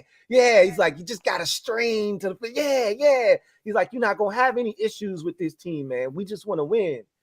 And Terry was sold a bill of goods. We all were sold a bill of goods. Boy. So that boy, and to me, the perfect encapsulation of what Eric Bieniemy has been, because he's a scheme over player coach, which you can't coach for me if that's the way you operate, is the Bieniemy Brown failed screen touchdown on Sunday, right? You literally have not gotten the ball to Terry McLaurin the entire game. This is a freebie. Essentially, what you're saying is this is a freebie. We're going to toss this to you can pick the receiver. You pick. This is going to be a touchdown. So if I go with the Cincinnati Bengals analogy, you passed over Jamar Chase for the 4th option, Trent Irwin, and you decided we're going to throw it to him. So you didn't throw it to Terry. You didn't throw it to Jahan. You didn't throw it to Curtis. You threw it to Bieniemy Brown, and you thought that was the right thing to do. But Terry doesn't have a catch yet. And I watch Monday Night Football, and I get it. Jake Browning, 2nd career start. You want to, on the road, you want to get him into a rhythm. But that's how I would operate anyway. Jamar Chase had 3 catches on the first drive. I get it. They were all hitches. I don't care. Terry McLaurin should touch the football on the first possession of every game. It just doesn't make any sense how we can go an entire game. And look, Terry's open on some plays. Like, I'm not going to sit here and act like Terry's not open and they're not making a effort to get him the football, but it's not a concerted enough effort to get your playmakers involved. There should never be a game where Terry goes catchless. Never. There should never be a game where Jahan Dotson goes catchless. And the fact that you think it's okay, like the last thing I want to hear is, oh, Sam Howell has completed 11 passes to 9 different receivers. That's cool. But I would rather have him only complete 5 different receivers and have 4 of them to Jahan and 6 of them to Terry instead of 4 to Curtis Samuel, 4 to 2 of the tight ends, 4 more to 2 of the different backs, and Terry's got 1 and Jahan's got none. Like the fact that he thinks he's still in Kansas City, and this is who he is. This is why he can't come back for me.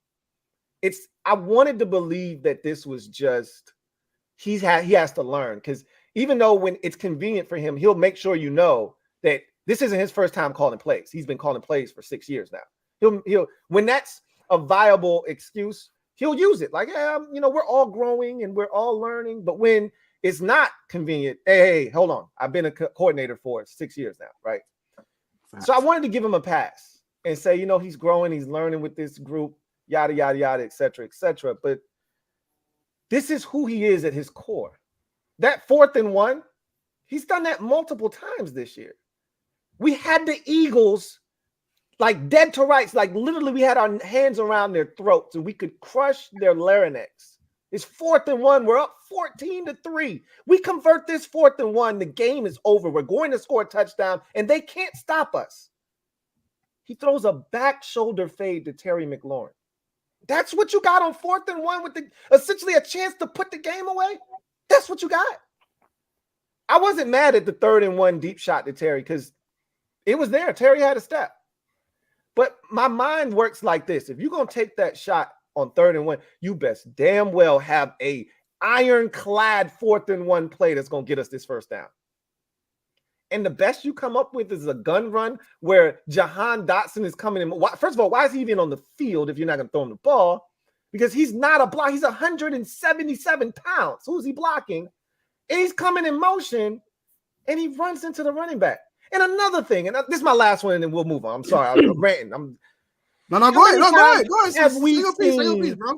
How many times have we seen receivers in the same proximity this year? 100 motherfucking times. Running routes. Even the Jahan touchdown against New England. Terry's right there behind him with another defender that comes over and almost makes a play. And I'm like, why do we keep seeing 2 receivers in the same spot? This offense is just off. His play calling is just off. And my biggest complaint with Scott Turner was no situational awareness. EB's is slightly better because he's better in the red zone. But 4th down wise, he's just as clueless as Scott Turner is on 4th down. Might be more clueless. And that's a shame because we've had opportunities this year. We really have. Yeah. All right. I was interested. Shoot. Go ahead. I guess we were opening it up. I can say my piece real quick. I'll let everybody talk. Say it quickly. On your show. Let's go. No, just kidding. Take your time. I'm just kidding. God daggone troll. Tim is a troll. All right, look here, yo. So, EB can take his milk dud hood looking ass, his damn Junior Met looking ass somewhere else. I don't care. His mic looking ass, his iPhone head ass, this button head ass. He can go somewhere. I'm tired of him. I'm tired of his gun run shit. I'm tired of all of it. I'm tired of it. I'm tired of dropping back Sam 500 times and getting him killed. I'm tired of the lack of involvement of Terry McLaurin in this offense. I'm tired of Jahan getting goose eggs because even he gets put in a seatbelt because he's like 5'9" and 180 pounds, and people just put hands on him, and he can't get hands off him. He don't call no bunches. He don't call no stacks. He don't call shit. I'm tired of him. I'm sick of it. EB can take his little milk dud head ass Chicago. Sick of it. His 4th and 1 play call is disgusting. Gun runs and throwing the ball. Bro, you had not heard of Brian Robinson at 6'2", 230 pounds? If you don't get under center and run somebody the hell over, the hell's wrong with this man, bro? I swear this man probably get high before games, bro. There's no way. There's no way this man is sober calling these plays, bro. There's no way, bro. There's no way. There's no way. There's no way. There's no way. I will. He can take his ass somewhere else. There's no way, bro. There's no way, bro. There's no way. There's no way. No way, bro. No way, bro. I want to ask you guys this before I do have to head out. I had this conversation with my cousin on Thanksgiving, and it's kind of crazy because it was before Terry's no-show last week, but I think we genuinely have to have a conversation about potentially overrating Terry, because like we got to be honest with ourselves. A lot of us were saying Terry's on the same caliber of an AJ Brown, or at least a CD Lamb, at least all these NFC East receivers or other receivers, top 10 in the league. And trust me, I'm a huge Terry fan. Terry is the only Commanders jersey that I own, and it's really the only Washington jersey that I've owned the last 6-7 years. Like, I'm a huge Terry fan, but I think we have to have the conversation that we might be overrating Terry, because I think he's a very good player, but I don't think he's elite. I'm gonna go because I'm about to leave with you. I'm about to leave with you, Nadi. Yeah, so y'all go y'all piece about that. So this topic we'll talk about where y'all put Terry McLaurin in the lead. Do you think he's a top 10 receiver? Do you think he's a top 15 guy? I think he's top 5 even. Do you think he's not a wide receiver one at all? Do you think he's a wide receiver too? Like, what are your thoughts on Terry McLaurin? We'll let Ed and Nadi say their piece for their head out, and then I'll go with Josh, John, Lou, Juan, myself, and Vincent. Yeah, I still think he's number. Some of the comments are crazy. I'll say this before I leave.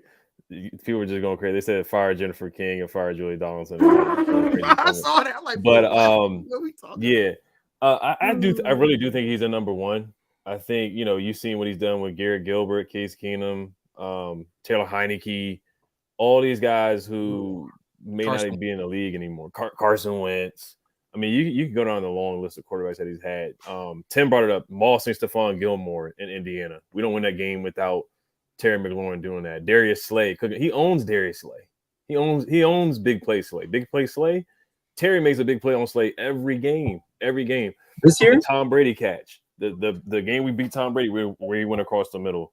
Cooking Jair Alexander last year. There's so many games in top corners that he's beat. And the catch in 2021 against the Chargers. Yeah, the jump ball catch on AJ Terrell and with the Falcons where Heineke was throwing yellow balls. He led the league in contested catches at one point last year. Like, this guy, he's an elite receiver in my opinion. Now, like AJ Brown and CD, he doesn't complain as much. He doesn't show, like when AJ Brown, you remember the Buccaneers, it was either the Buccaneers game or the Vikings game. AJ Brown was crying to Jalen Hurts in that game because Devontae Smith was going crazy. But guess what? AJ Brown was crying and crying and crying. Next game, guess what? They fed him in the Tampa Bay Buccaneers game. He had 10 catches. CeeDee Lamb had a conversation with Dak. CeeDee Lamb started cooking after that. So Terry, he's just that guy where he's not gonna, like, I'm not gonna say cry, but these top receivers, when they're not getting the ball, they complain. Jamar Chase, that interview he had, he was like, the reporter was like, "Have you been open?" He was like, "Yeah, I've been up and open." I remember the interview. Next game, Jamar Chase got the ball every single time. So we don't feed him. EB hasn't been feeding him. Terry should get 15 targets again. I'm not even joking. He should get 10 to 15 targets because the elite receivers are getting that. Hitches, like Louis said, hitches, screens. He couldn't get that on Jalen Ramsey. Just a screen, line up in the slot, a screen, a hit, something. He's not force-feeding. He's force-feeding Bieniemy, Byron Pringle. Like, it's ridiculous. It's unfortunate. And fans are turning on Terry. Terry deserves better. It's ridiculous. It really is because he's cooked top elite corners with bad quarterback play. Let's go to this year, okay? And I know Louis said – Louis said, like, hey, don't go to Terry on a 4th and short or whatever. Can you hear me? Okay, cool. Yeah, in Seattle, when we need a touchdown drive, he on 3rd and 2, we went to him, big catch. 4th and 1, we went to him, big catch. Big catch. In the big and against Denver, when we're trying to come back, go over 2 dudes and make a play. Yeah, he gets hit against Stephon Gilmore in the first game where he got hit a little bit early, no PI call, doesn't make that catch. The one down the sideline on 3rd and 1. Yeah, you would love to see him make a fantastic catch and go to. He's made these in his career. He is a clear wide receiver number 1. And AJ Brown cried to get away from Ryan Tannehill. Terry McLaurin has had 12 different quarterbacks. Literally, am I even not exaggerating? In the last 4 years, we thought this was Wayne Haskins his best one. Yeah, we thought this was his best one. Yeah, but we have the best quarterback with 0 offensive line, who's a rookie, who's learning. He does not understand. Like, Taylor Heineke had way more experience than this dude. There's a reason he could actually make things happen with no offensive line because he actually has seen things. Yes, Sam Howell is going to be better than Taylor Heineke, but he's not there yet because he doesn't understand things yet, which is fine. He's only on his 14th start or something like that. Terry McLaurin is 100% an elite receiver. He can make big plays when you need it. He can get open on top-notch corners. He's done it throughout his entire career as a rookie against the Defensive Player of the Year, Stephon Gilmore, getting open all day long. Like, no, it's crazy the hate. Like, we're comparing him to A.J. Brown, who's on one of the most stacked rosters in football, and CeeDee Lamb, who's on an established offense as well, with an established quarterback, with an established offensive line, with other weapons around him as well. Like, of course, we have other weapons here, so I'm not going to say that's something we don't have. But still, they're comparing him to these guys. Like, I mean, look at Devontae Adams. Devontae Adams has a couple big games, but he's also had games no-shown. Are we ever going to question him as a number one receiver? No, we understand. And he had drops, too, where he shouldn't have had drops. Yeah. But I'm going to roll out, guys. Appreciate y'all. All right, be easy. All right, Take care. I'm going to let Nani go, then I'm going to say something that y'all going to hate. Yeah. No, I didn't question him as a wide receiver one, like some people are in the chat. I'm just saying, like, obviously, it's not a huge difference, I guess, but elite receiver versus very good receiver, I'm not putting him in top 5, top 7 range like I was hearing a lot of people were before this season. I think the Jamar Chase game, like on Monday night, got Jake Browning. I mean, he still put up over 100 yards. He still went crazy. Like, I just can't see I know it sucks for me to say, but I have to be honest. Like, say it. It's true. It's true. Say it. Like, I can never see. I wouldn't say never. It's very unlikely that what we saw at Jamar Chase on Monday night with Jake Browning, we would ever see with a Terry McLaurin. Just in terms of domination, you go to him, he's going to catch the ball, he's going to score a touchdown, and just dominate the game for you. Like, Terry's had great moments. He's been a clutch. He still is a clutch player. But, like, if we're talking, like, small differences, like, that's why I don't see him being a top 5 receiver in our league versus, say, maybe, like, 9, 10, maybe pushing towards 15. Like, I'm sorry. I have to be honest. Like, that's just how I see it. I don't know why anybody would have ever put him in that conversation, though. That's the part. That's the problem is you were putting him somewhere he never belonged in the first place, so now you're disappointed. He's never been higher than 12 for me in the league in terms of receivers. 12th, which is good. That's a really good receiver in the NFL. It's a third-round pick as a top 15. That's excellent.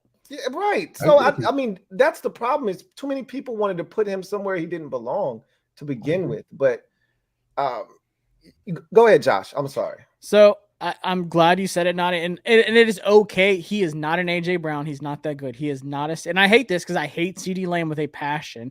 I hate A.J. Brown. Well, I don't hate A.J. Brown. He's a good dude. But I hate as Eagle players and Cowboy players, I cannot stand them. But he is not on that level. He is not a Jamar Chase. He'll never be a Jamar Chase. He is not a Justin Jefferson. And there's reasons, and I told you, because when he came into the league, he is 24 years old. And I'm just speaking on this is not a fan thing. This is just straight analytic, just a straight up like scouting. Like the report on Terry was he wasn't that good at separation. He didn't have a lot of production at Ohio State. It was a loaded room.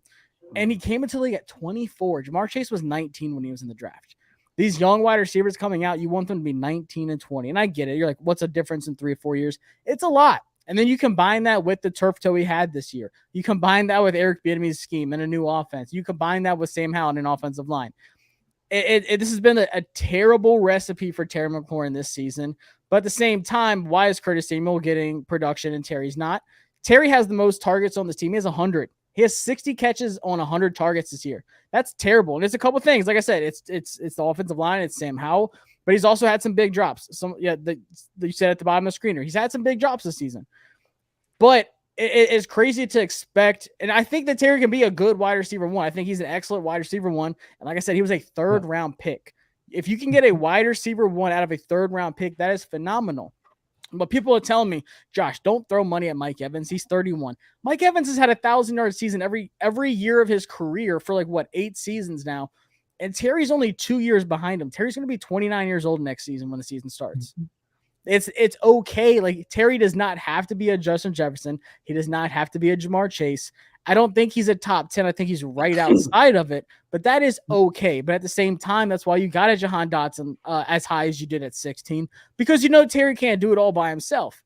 Now, this has been a bad season for Terry, but don't expect Terry to just magically have 1,000 yards every season after this. Terry came into the league at his plateau going up. I think we saw his peak when he's making all these crazy contested catches. That's what Terry does. Terry just makes shit happen when there's nothing there. He's a contested catch guy. He catches with his body a lot. I hate to say it, but you just watch the film and he does. Once again, it's okay. That's just the kind of receiver he is. But he's not going to stack somebody and get all this separation like he did his rookie season, like the first touchdown against the Eagles. I think he's done with that. I think Terry's at that level now where he's just going to be Terry, and that's okay. But as Eric Bieniemy, you've got to help him out.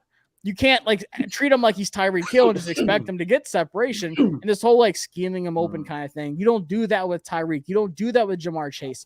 You don't do this with Cooper Kupp. You just tell him to go run and get the ball and tell Matt Stafford and their quarterbacks to just throw them the ball. With Terry, you do have to kind of make it a little – you do have to scheme him open somewhat. You can't tell me straight face that Terry McLaurin should be on the same tier as a Tyreek Hill, as a honestly, he's probably on like a Jalen Waddle, T. Higgins kind of level, and that's okay. Okay. Woo! Right. They're both. Hold T. on. Higgins could be a wide receiver one somewhere else.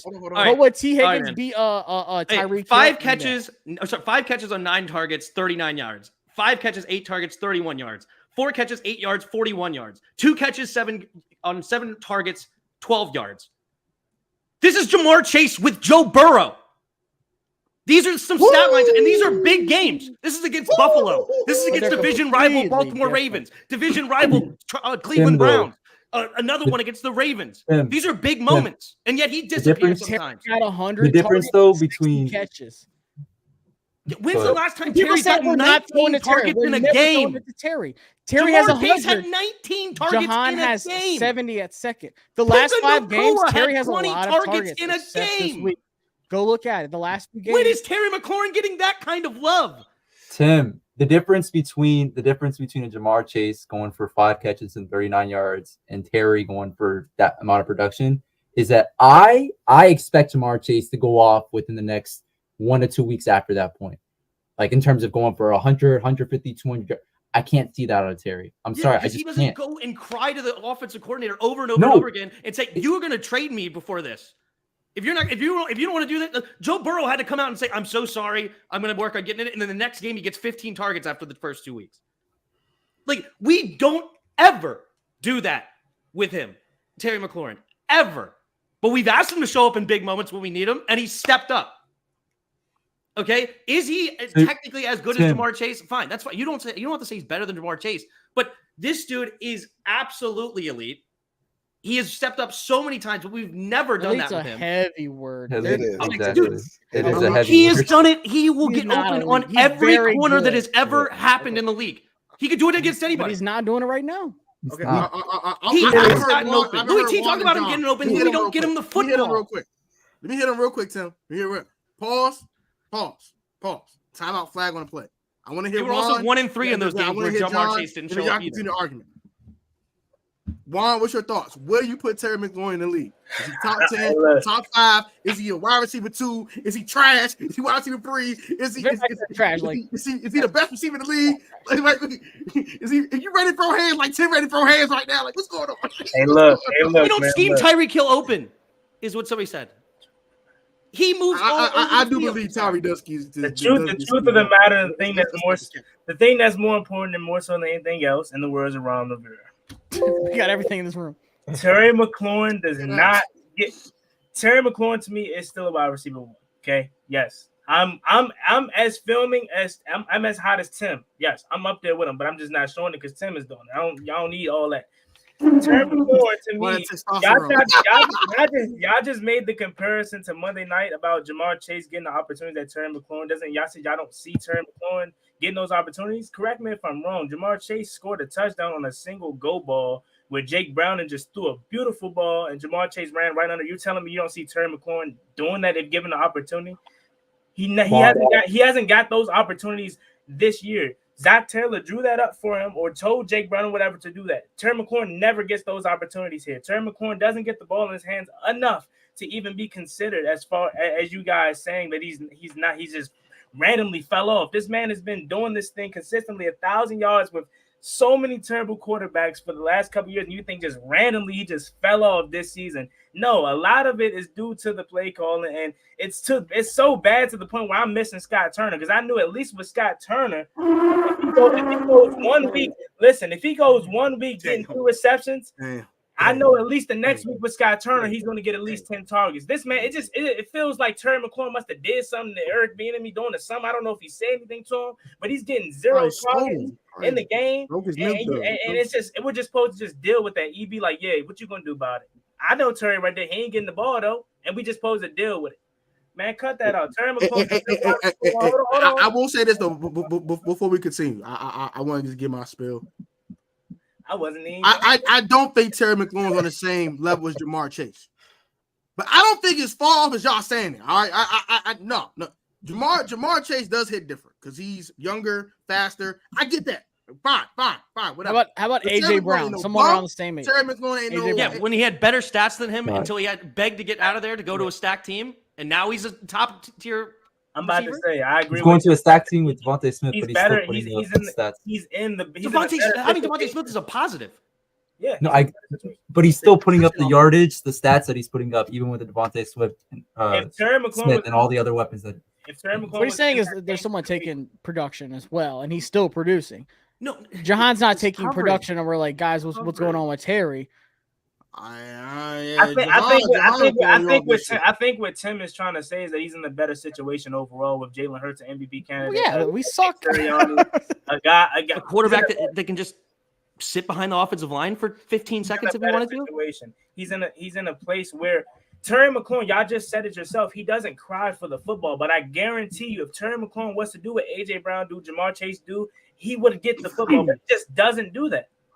So that is the reason why. And of course, he's not going to be Jamar Chase and Justin Jefferson. These guys were drafted in the first round. Jamar Chase was inside the top 10. What y'all? Well, that's what I'm saying. It depends what you want. What do you consider a wide receiver one? Yeah. What I consider a wide receiver one is what he has done in the past. The reason, again, in my opinion, the reason why he hasn't been successful this year is due to mostly play calling. Okay, you say compare him to AJ Brown, the guy that was drafted in the same round as him, the same similar age, right? He was a second round pick. He was a second round. Okay, well, second round, third round. I think honestly, before this season, and I think last year he went stupid. Now, before he got in the situation that he was in, give me Terry McLaurin all day. But Terry McLaurin isn't in that situation. It helped him out going to Philadelphia, and I'm not saying that's a bad thing. But we haven't seen Terry McLaurin be put in situations that AJ Brown has been put in. It's calm in here, boy. I'm just calm in here, boy. This no point. They're different wide receivers though. Like I think Terry is just really good at what he does. But he doesn't. He's not the same kind of wide receiver as AJ Brown and some of these. I'm not even gonna say Tyreek Hill and Jamar chasing them because they're just out there on skates and just making DBs look stupid. Terry was never that guy, so it just depends on what you expect out of a third round wide receiver one. Like I said, he can be a really good wide receiver one, but he is not elite. Like you can't just call every wide receiver one near that elite. Elite is Justin Jefferson, AJ Brown, guys who are just demanding the ball based on their play, but also just from a talent standpoint, I think they're just better overall wide receivers. Terry was never looked at like that. Terry was never looked at as like a must-have prospect coming out of the draft, like AJ Brown and Jamar Chase and like these guys were. But Terry McLaurin blew expectations out of the water when he was drafted. Like we're like, all right, this third round guy, let's see what he does. Absolutely blew that out of the water. Like his expectations as a prospect, like he killed it. I think Terry is a phenomenal wide receiver. Is Antonio Brown not elite? And that's because he was drafted in the fourth. Is Tyreek Hill not elite because where he got drafted? But they can't. But Antonio Brown's one of the best route runners of all time. Like he's elite based off of. His play on the field. He was drafted. He wasn't highly touted. He wasn't a top 10 pick. Yeah, but Terry has not. Terry has never had any kind of play that says Antonio Brown like route running anything like that. Terry just does not. He's not a separation wide receiver. Brown is one of the best. That's fine. You don't have to say Terry Brown's Terry McLaurin's Antonio Brown. That's fine. But it's just I don't care where he got drafted. But no, and I get that. But at the same time, like I'm saying, like it depends what you want out of your. Like people are saying, is he a wide receiver one? Yeah, but if you expect him to be a Jamar Chase or someone like that on the wide receiver one level, of course you're going to be. He still has 700 yards this season. He just only has 2 touchdowns, so it doesn't feel the same. But like I said, he's the highest targeted wide receiver on the team. He's dealing with a turf toe, so like the fact that he still has 700 yards at this point in the season with the production that Sam Howell's done behind that line is still amazing. But people are like, just his production is not there as much this season. It just depends on what you expect out of Terry. But like Louis T said, he should have never been put on a pedestal to produce like Jamar Chase, to produce like some of these guys, because he was never expected to be that kind of guy. in the first place. And I don't think he's been that kind of receiver yet. Yeah, he's had 1,000-yard seasons. He's had the phenomenal catches. He does certain things better than other wide receivers. Like I said, the contested stuff, dude, his contested catches are amazing. But at the same time, like I said, he's getting old. He's about to be 29 next season, and he has a turf toe. I just got one question, sir. My bad, but I just want to know who exactly are putting him on this pedestal with Jamar Chase and Justin Jefferson. I have never heard Terry McLaurin put because if you're going to call Terry elite, that's what elite is. That's what elite is. Yeah. That's what elite is. That's why you can't throw the word elite around. Exactly. You're going to put him in that. If you say elite, he better do that. Justin Jefferson, who's had back-to-back over 1,400 yards. Terry could never have that kind of production with what we've got going on here in Washington. Yeah, with what we've got going on, I agree. We don't have Kirk Cousins. Time. Adam Thielen. Terry McLaurin is not Justin Jefferson, though. Okay, that's fine. Justin Jefferson's the best. What I'm telling you is Terry doesn't have the agility. Terry doesn't have the burst. Terry doesn't have the ability to pluck the ball out of the air consistently. There's a lot fundamentally wrong. He is a body catcher. I can't with Terry McLaurin. Terry doesn't score touchdowns. Okay, his most touchdowns in a year was what, 7? Was that his rookie year? Second year? He doesn't score. There's a lot fundamentally wrong with Terry McLaurin. And if you want to put him in a conversation, yeah, he's in that second tier receivers. That's fine. Like, I don't think I think the debate is he a number one? Because elite isn't, that's not a debate. He's not elite. I don't think that's going to be a debate. So for me, he's a number one receiver. So if there's a conversation surrounding Terry McLaurin, is he a number one? But you're not debating is he elite or not, because he's not elite. He's never been elite. And he'll never be elite. Because elite, there are more guys coming into the league that are going to pass Terry as soon as they come into the league. Okay? He'll never be able to climb into that category of elite NFL wide receiver because he's not built that way. He's not that kind of an athlete. He's a straight line guy. You can't throw Terry McLaurin a screen and see him juke somebody or make somebody miss like Ballin did. He's a straight line guy. He might run through an arm tackle, but he's not making anybody miss. He's not getting a whole bunch of yards after catch because he's dynamic with the ball in his hands. That's what elite receivers do. Like Keenan Allen or someone like that. He's not as elusive. That's fine. And Keenan Allen, he's not a speed demon, but he might be the most technically sound route runner we've ever seen. He's wide open at all times. Nasty routes. So, and that's not Terry either. He's not a route runner either. And he also got to go from Phillip Rivers to Justin Herbert. That's excellent. I'm not telling you. I'm not even talking about quarterback play. I'm just telling you. You're telling me right now, if Terry McLaurin went to Patrick Mahomes and Andy Reid, this guy's still a 10-50 and 3 touchdown guy. Is he a what? A 1,050, 1,100 yards and 3 touchdown guy in Kansas City right now. He might be. I mean, Kansas City spreads the ball around. You see what they're doing. Scott Turner. You got Travis Kelce still. I mean, they still got Travis Kelce. So I don't know because unless your name's Tyreek Hill as a receiver, they're spreading it around. Like Eric Bieniemy, this is the thing, the misnomer. Eric Bieniemy came from Kansas City, and he thinks just like Andy Reid. Like everything he adopted that he uses here, he got it from Kansas City. They don't care about the receiver stats in Kansas City. Like Tyreek Hill was the only receiver that ate. They had Juju Smith-Schuster last year. He was solid. It was good to know if we need to go somewhere on 3rd and 6. This is what they're missing right now. If they can't go to Travis Kelce on 3rd and 6, where are you going? They don't have another guy. It was good to know that they had somebody last year that could do that. But they don't care. They don't care about who gets the football. They'll throw it to Justin Watson. Patrick Mahomes doesn't care. They don't care out there. He makes it work. Rice. Yeah. I mean, at the end of the day, Terry McLaurin, it sucks because of what his situation has been with all these different quarterbacks, and he's produced, and he's really good. He's a really good receiver. But elite is not a word that should be synonymous with Terry McLaurin because you don't have to be elite to be a really good wide receiver. He's a really good receiver, and there's nothing wrong with that. That's what I'm saying. Yeah, he's really good wide receiver 1. But if someone says we need a Marvin Harrison Jr., I could see I'm not against it.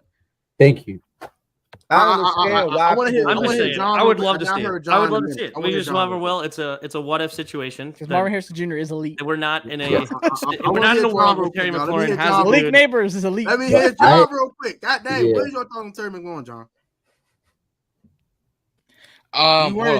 First off, flag on the play. But second of all, yes, I got flags like that. Is Terry troll, bro. I think at the beginning of his career and his projection from what his rookie year, first, second year, we're like, all right, maybe he can be elite. I think he's in that top 10 to 12, 13 spot in his career. And there's a phrase that my guy, the Chisel Donna, says, shout out my guy, consistently inconsistent. That is our play with Terry McLaurin. We are consistently inconsistent when playing Terry McLaurin. He has not had a game over, 90 yards the entire season? Hasn't had a 100-yard game since December of last year? Mm-hmm. Curtis has had one since then. Mm-hmm. I think Logan Thomas has had one since then. B-Rob, I think receiving has had one. Yeah, B-Rob got a 100-yard receiving. B-Rob had it on one play. Jahan got one. Jahan has one. Is he top 5? No. And that's okay. Is he top 8? No. That's okay. Look, does draft position matter? Not really anymore. I mean, the perfect example right now is Tank Dell. What, 3rd round pick? Yeah. I love the best rookie receiver this class, not named Puka Nacua. The best. And Puka has Matt Stafford thrown to him. And I think Brett Rippon when he was out and still put up a 100-yard game. 100-yard game. But both them boys getting separation from the release. Like, that's not even. That is true. And I'm not trying to disagree with that. Did Terry have bursts coming out of the draft? Maybe. Sometimes. But like Louis said, and I think there was a comment saying when Louis talks, we listen. Does he have bursts anymore? No. He's 29. As y'all. He also has turf toe though. So you have to put that again. In. Turf toe sucks. Again. Turf toe is horrible, and that has hurt every receiver that has gotten it. True. But you're saying we can't target him 8, 10, 11 tries. We can't send him on a screen pass. We can't get him on a hitch like Louis said earlier. Can't get him on a comeback route. Can't get him on a long streak. So we have Terry as a possession catcher. So Curtis is your Deebo Samuel then. You have Jahan, who is young and up and coming. You have Mitchell Tinsley on the bench since week 1, who they should be playing Ron and EB and whoever else in that. I'm looking at you, America. Mitchell Tinsley should be on that field regardless. But he played against Denver. He did. He was out there warming the bench for the veterans. That's exactly what he was. He was warming the bench for the vets. Terry McLaurin can be a top 12 receiver. That's cool. Is he top 8? Not anymore. I was trying to make the case last season. You put him as a 9, as an 8. You can make a small case for 7. I'm sorry, not anymore. And I'm rocking their jersey. I'm on my way to my closet 5 feet behind me to get the jersey. I can't do it anymore. Do I want Marvin Harrison? Sort of. I need more offensive line than I do receiver right now. Would he be a great number 2? Yes. But you would waste another Ohio State wide receiver in Washington to waste his career away. Y'all want to play a game? Because we could put this to sleep right now. Mm-hmm. Before you put like 5 minutes. Before you put it to sleep, Lou, let me get my thoughts real quick. I ain't gonna get my thoughts now. Is Terry receiver 1? Obviously, let's excuse my friend. Start the bullshit, bro. I get tired of hearing he not a 1. Shut up. You say you're not a 1. I might Hadouken you. You might get your jaw sent to the shower room. Y'all need to shut the hell up. Except for Josh. Josh gets a pass because Josh was emotional. I don't want to pass. Josh gets a pass. Josh, my guy. Josh, my guy. Josh, bro. So Josh good. So everybody else on Twitter, excluding Josh Taylor FB, you get your jaw sent to the shadow room. Sorry, you talking crazy. I got Terry about 12, 13, 11 if you pushing it.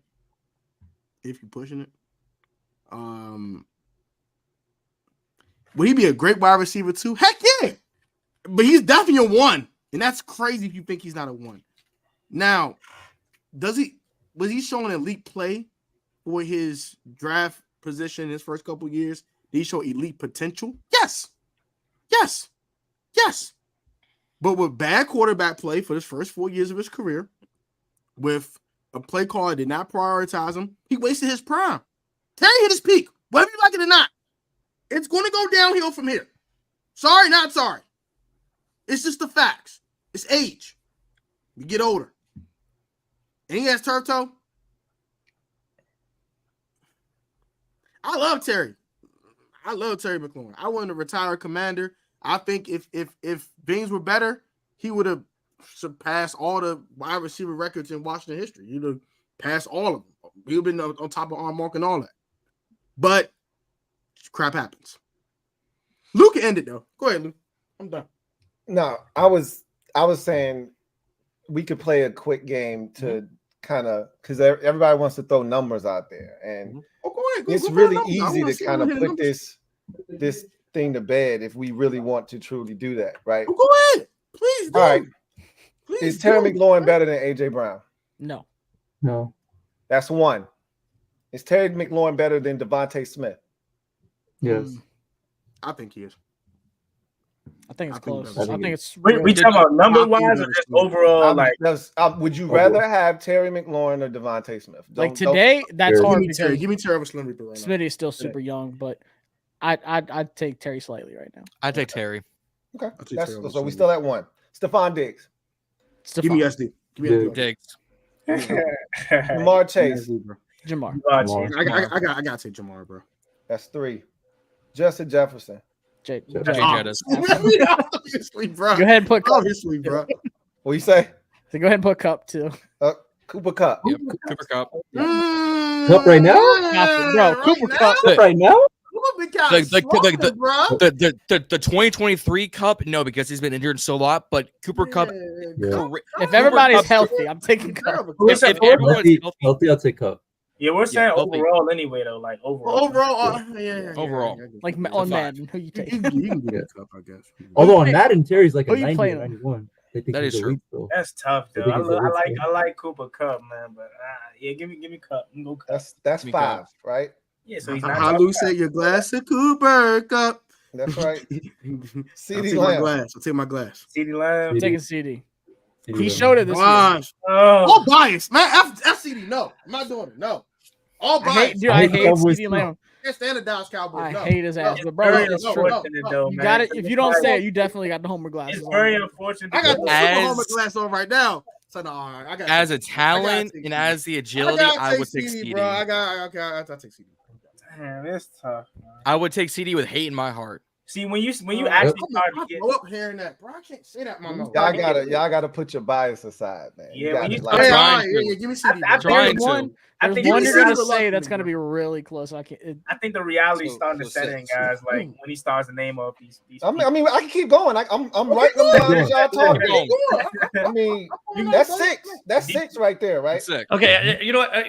We can do 20 more of them. That's fine. Well, I take your point here. Okay, all right. Is Devontae Adams elite? No, I want to keep hearing. Is Devontae Adams elite? We can keep. I'll take Devontae over Terry. No. Is Devontae Adams elite? I don't think he's elite, but I think he could be a wide receiver one on another team, just like Terry's our number one. So Devontae Adams is not elite. I don't think he's elite yet. I think it's too early. Am I saying the wrong name? Devontae Adams, not Devontae Smith. Devontae Adams? He's thinking about Smith. I'm saying Devontae Adams. Adams. Yeah, you said Smith. Yeah, it's about the other 17. Yeah. Oh, Adams is elite. Absolutely. Everybody agrees.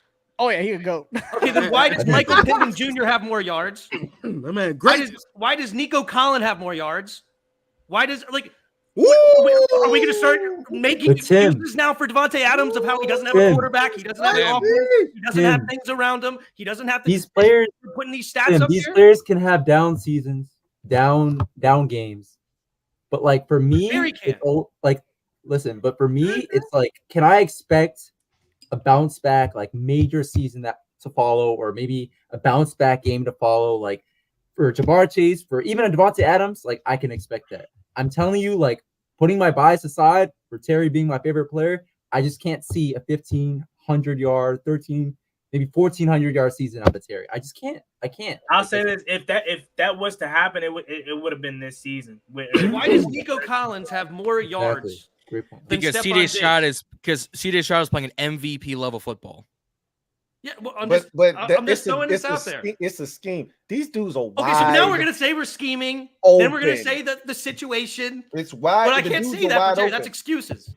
But Terry's not. We're not comparing Terry to Michael Pittman Jr. And again, you called him elite 7 times tonight. Yeah, and so we could go to the 11th best wide. Or name your 10. And Pittman's not. Real quick, name your 10. And I bet the 10th you would say is elite. Let's keep going. So at what level can we not say elite anymore? You guys said it has to be Jamar Chase, Justin Jefferson, Tyreek Hill. Is Devontae Adams elite? Is he not like the Devontae Adams? Cooper Cup elite? Devontae Adams is elite. Is Cooper Cup elite? He elite, bro. Is DeAndre Hopkins elite? No, not anymore. Not anymore. He's No, too not old. anymore. Okay, not Yeah. anymore. That's fine. Like Stephon Diggs is elite. But Yeah. Terry's never Now we're like posted. 6, 7, Terry's 8 never down the line. posted those numbers. So it sounds like before. we're not talking about just the top 3 guys anymore. But Are they Terry's never, Tyreek Hill? Terry's never posted those numbers that the guys that you're You didn't naming. mention He's have also never had ridiculous anything. seasons. People So were ready to get I'm rid of Tua, confused. and as soon as Tyreek Hill, Jalen Waddle are started Yeah, preseason. and they brought in an Tua's actual really good, offensive by the coordinator way. from the Shanahan class, and that offense has absolutely taken off to the extreme. They also have a track team of weapons down there. Nobody runs under or above a 4.35 on Miami, it seems like. Like that offense has They all got crackheads, absolutely that's changed right. from 2 seasons But- ago when But Tua they're was saying that different. we They're need to go. Completely different. Yeah. But I mean, No, Matt Stafford's like 40 years Terry old and always McLaurin- hurt. People trash Yeah. Matt Stafford, but then now it's like, oh, well, Cooper has Matt Stafford. Yeah, Cooper Kupp is awesome. I love Cooper Kupp. I love all these receivers you're going to say. That's fine. My point is that Terry McLaurin with absolute trash at OC, at around him, quarterback play, offensive line play, has put up 1,000 yards consistently, can do it against any corner in this league, has made big plays against top-notch corners. I think Jair Alexander had, 2 touchdowns given up? Terry was one of them. Right?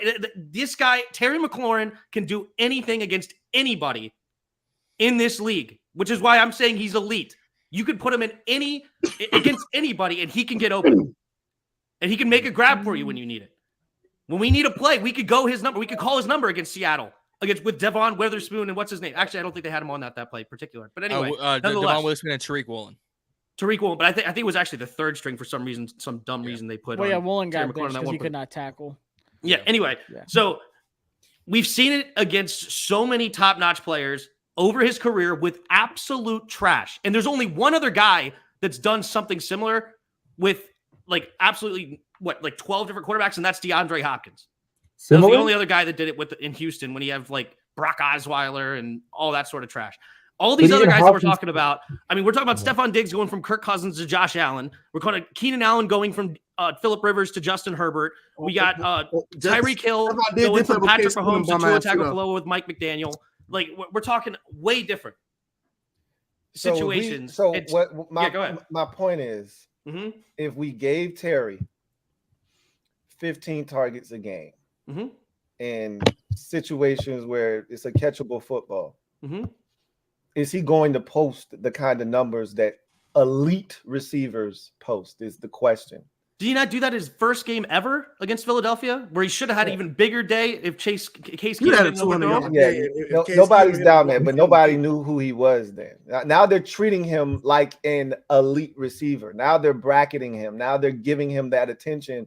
And I'm not telling you that Terry can't get open, but he's not getting open as often, is what I'm telling you. And again, like Josh said, he's got turf toe, and this hasn't been a great scheme, I don't think, for necessarily for his skill set, because I think he's a guy that you want to get the ball to early, right? Slants, something quick with him going up the field, a lot of shallow crosses that he's running, and those are cool, but I want to see him going up the field. I don't want to see him running diagonally, because again, he's not going to make anybody miss.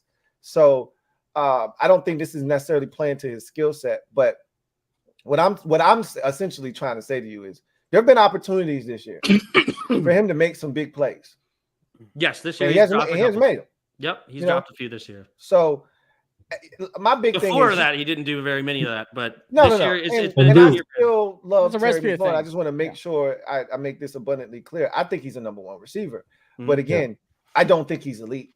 And No, that's I think, and you don't have to have elite receivers to win in this league. And that's my point. Is that's why I don't think we need Marvin Harrison Jr. I'd love to add him, but you don't need him to be successful. You just need a scheme that allows your talent to be showcased and displayed in the proper manner. And that's not what we're getting in Washington. I agree with And that. Amon-Ra St. Brown's not elite, but they can win Yeah. with what they have. Who? Amon-Ra St. Brown's not elite, but he can produce. He can get some production. He can get some big numbers. Yeah, I'm on Like Ryan Louis Lee. T said, No, you don't he have elite. to have an elite receiver to have a winning football team. I mean, My we last- go no further than the Chiefs last year, but then go ahead, Nadi. My last really quick points before I do actually have to leave. Point number one, really quickly, DeAndre Hopkins. I've heard that point before, Tim, and it's a valid point. But even with all the nonsense that he had at quarterback, Go ahead, put them numbers up now. Go ahead. He had In 2015, he had 111 catches for 1,521 yards and 11 touchdowns. Wait, I don't think Terry's I going to put didn't that hear type it. of season. Who? DeAndre Hopkins, he had 111 receptions for 1,521 yards and 11 touchdowns in 2015. Amidst everything that went on, quarterback, I mean, the offensive line wasn't great either. Like, that team was trash. Oh, He absolutely. still put up those yards. Like, I don't have to say Terry, he's better than D-Hop. I don't have to say he's No, better than I know. D-Hop. I'm just saying. You don't have to be better than D-Hop in what he's- 2015 to still be elite. What he's telling you is that's what That's elite elite. receivers do. That's what he's Exactly. saying. That's what he's saying. D-Hop used to be elite, but he's not anymore. Like, But he's- that's fine. Yeah. But that's when you're Last going to throw point, that last word point. around. That's what he's referring to. But That's what an elite He's the only receiver one to does. do that. Last point. I said at it was closer to the beginning of the stream, Lou. I'm not sure if you were on, but I mentioned how this goes back to the whole, we don't need Marvin Harrison. Like, he's a blue chip talent, sure, but we don't need him. Our wide receiver room is already good. In 2022, last year, my number one prospect that I wanted Washington get was Kyle Hamilton. And one of the biggest arguments that people made was, our secondary is set. We have good cornerbacks. We're good. We don't need. I think as a franchise, as a team, we can't afford to bypass really good players just because we think we're set at his position. Although I will say I've been convinced a lot about Olu potentially being here in DC because, you can't really pass up a blue chip offensive tackle. That's all I want to say. Peace out. All right, man. Be easy. Take care. Be easy, Naughty. Just saying you, Brody. So when D-Hop had 1,500 yards, he had I want to ask you 192 the super targets. chat real quick. Let me I want to respect the person that donated, please. Deshaun Jackson or Terry McLaurin in their prime. What's good, everyone? I ain't gonna lie to you, bro. That's a tough one. Oh, do you want a one-trick pony or do you want an actual receiver? I'm gonna just go with Terry because he's more versatile than a Deshaun Jackson. But what Deshaun Jackson did at the level he did is retarded. Like just burning everybody up for 50 yarders and 60 yarders and ridiculous foolishness. Yeah. That's tough. I love D-Max though. I love D-Max. At the end of the day, if you can guarantee me, and you can't, but if you can guarantee me I'm getting 17 games of Deshaun, that's not even a conversation. That's why I put Terry on because nobody. So right now, did you hear what David Long said after the game? I did a video about it already. About Terry. Oh, he's cool. And him and Curtis cool or whatever. But we don't have to game plan to stop those dudes. You got a game plan to stop Deshaun Jackson. You fall asleep for 1 second and it's a 67-yard touchdown. The Tyreek Hill play on you. Deshaun Jackson. Don't go one-on-one against Tyreek Hill. You can get 78 yards and go ahead top. If you put Quan Martin on him. Oh, it's wraps. I was saying. But either way, D-Hop had 192 targets that season. The most Terry's had is 134. We're talking a half of season worth of more targets, and he had 400 more yards. Fair. That's fine. I mean, D-Hop put up big, huge numbers, and D-Hop was elite. He had like a whole season without a drop. Love D-Hop. Dude, no hate to D-Hop whatsoever. But we're talking about 192 targets compared to 134's max. You got to be careful with targets, man. I'm not a big numbers guy because people can take numbers and use them to bolster their argument. But like, for instance, Josh brought up that Terry's got 100 targets, but does he really? Like, exactly. We watched the game. I 100% agree. 100% agree. He had 3 targets on Sunday. 2 of them were like throwaways, essentially. One of them, he had to play defensive back because Sam was trying to throw it out of bounds, and he had to slap the ball down out of the defender's hand. But they're going to call that a target because he was the closest receiver in the vicinity. I agree with you. So you can't when you throw out numbers like that, I still need the eye test. That's okay, but how many of those 60 more targets are throwaways? I get what you're saying. I understand what you're trying to get at. Yeah.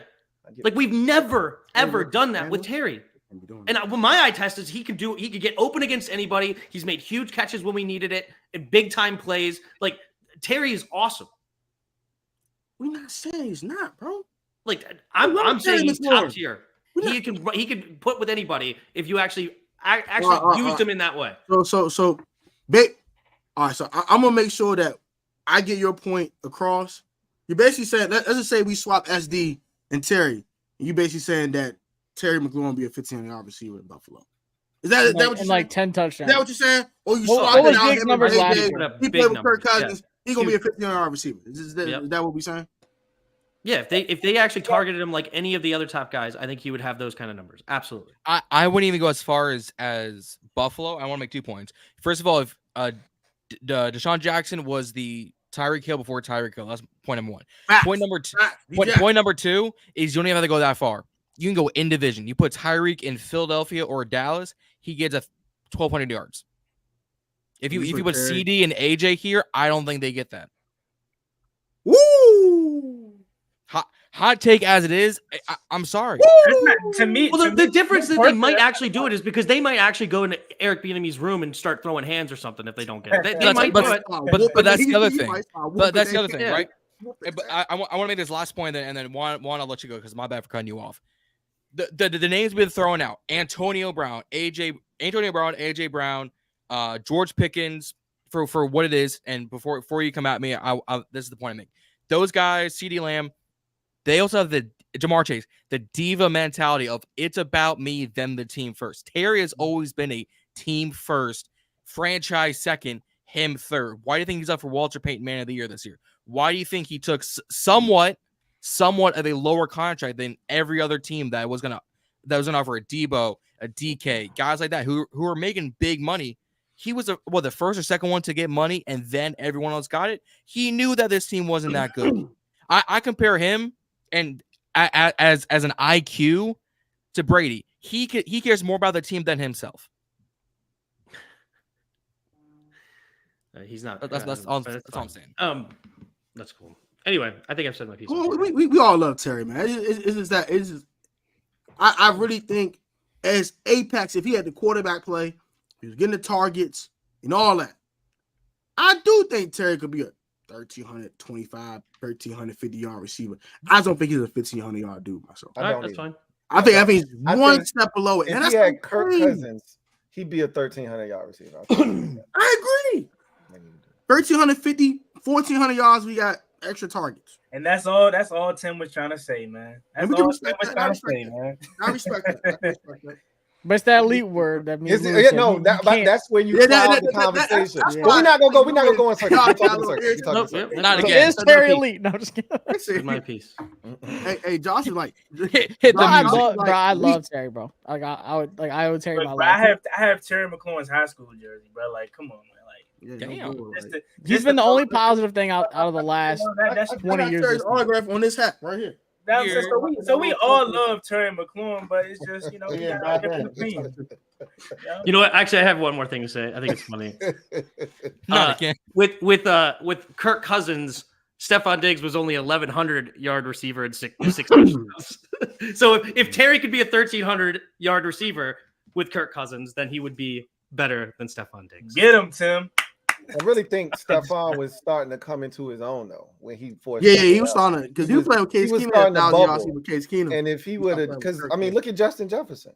I mean, That's Justin. fine. I don't even have to say he's better than Stephon Diggs. I don't even have to say that. That's fine. I said my piece. Good conversation.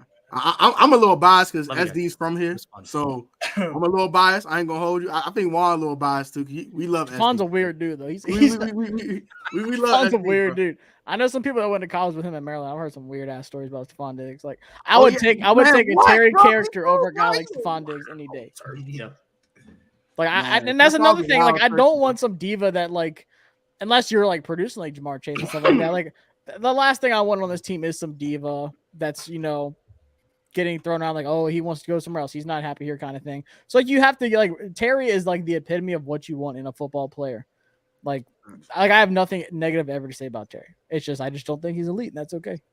Is Kirk elite in Washington? Negative. I think so. Hell no, he was not elite. He was good. He wasn't elite. Kirk has never been elite in his life. All right, what's next, Protect? Come on now. We talked about EB. We talked about Terry for like an hour. I feel like we were rapping for Terry for like a whole hour, bro. Let's get to Sam Howell. I know me and Lou where we stand. Elite. No, I was kidding. Sorry.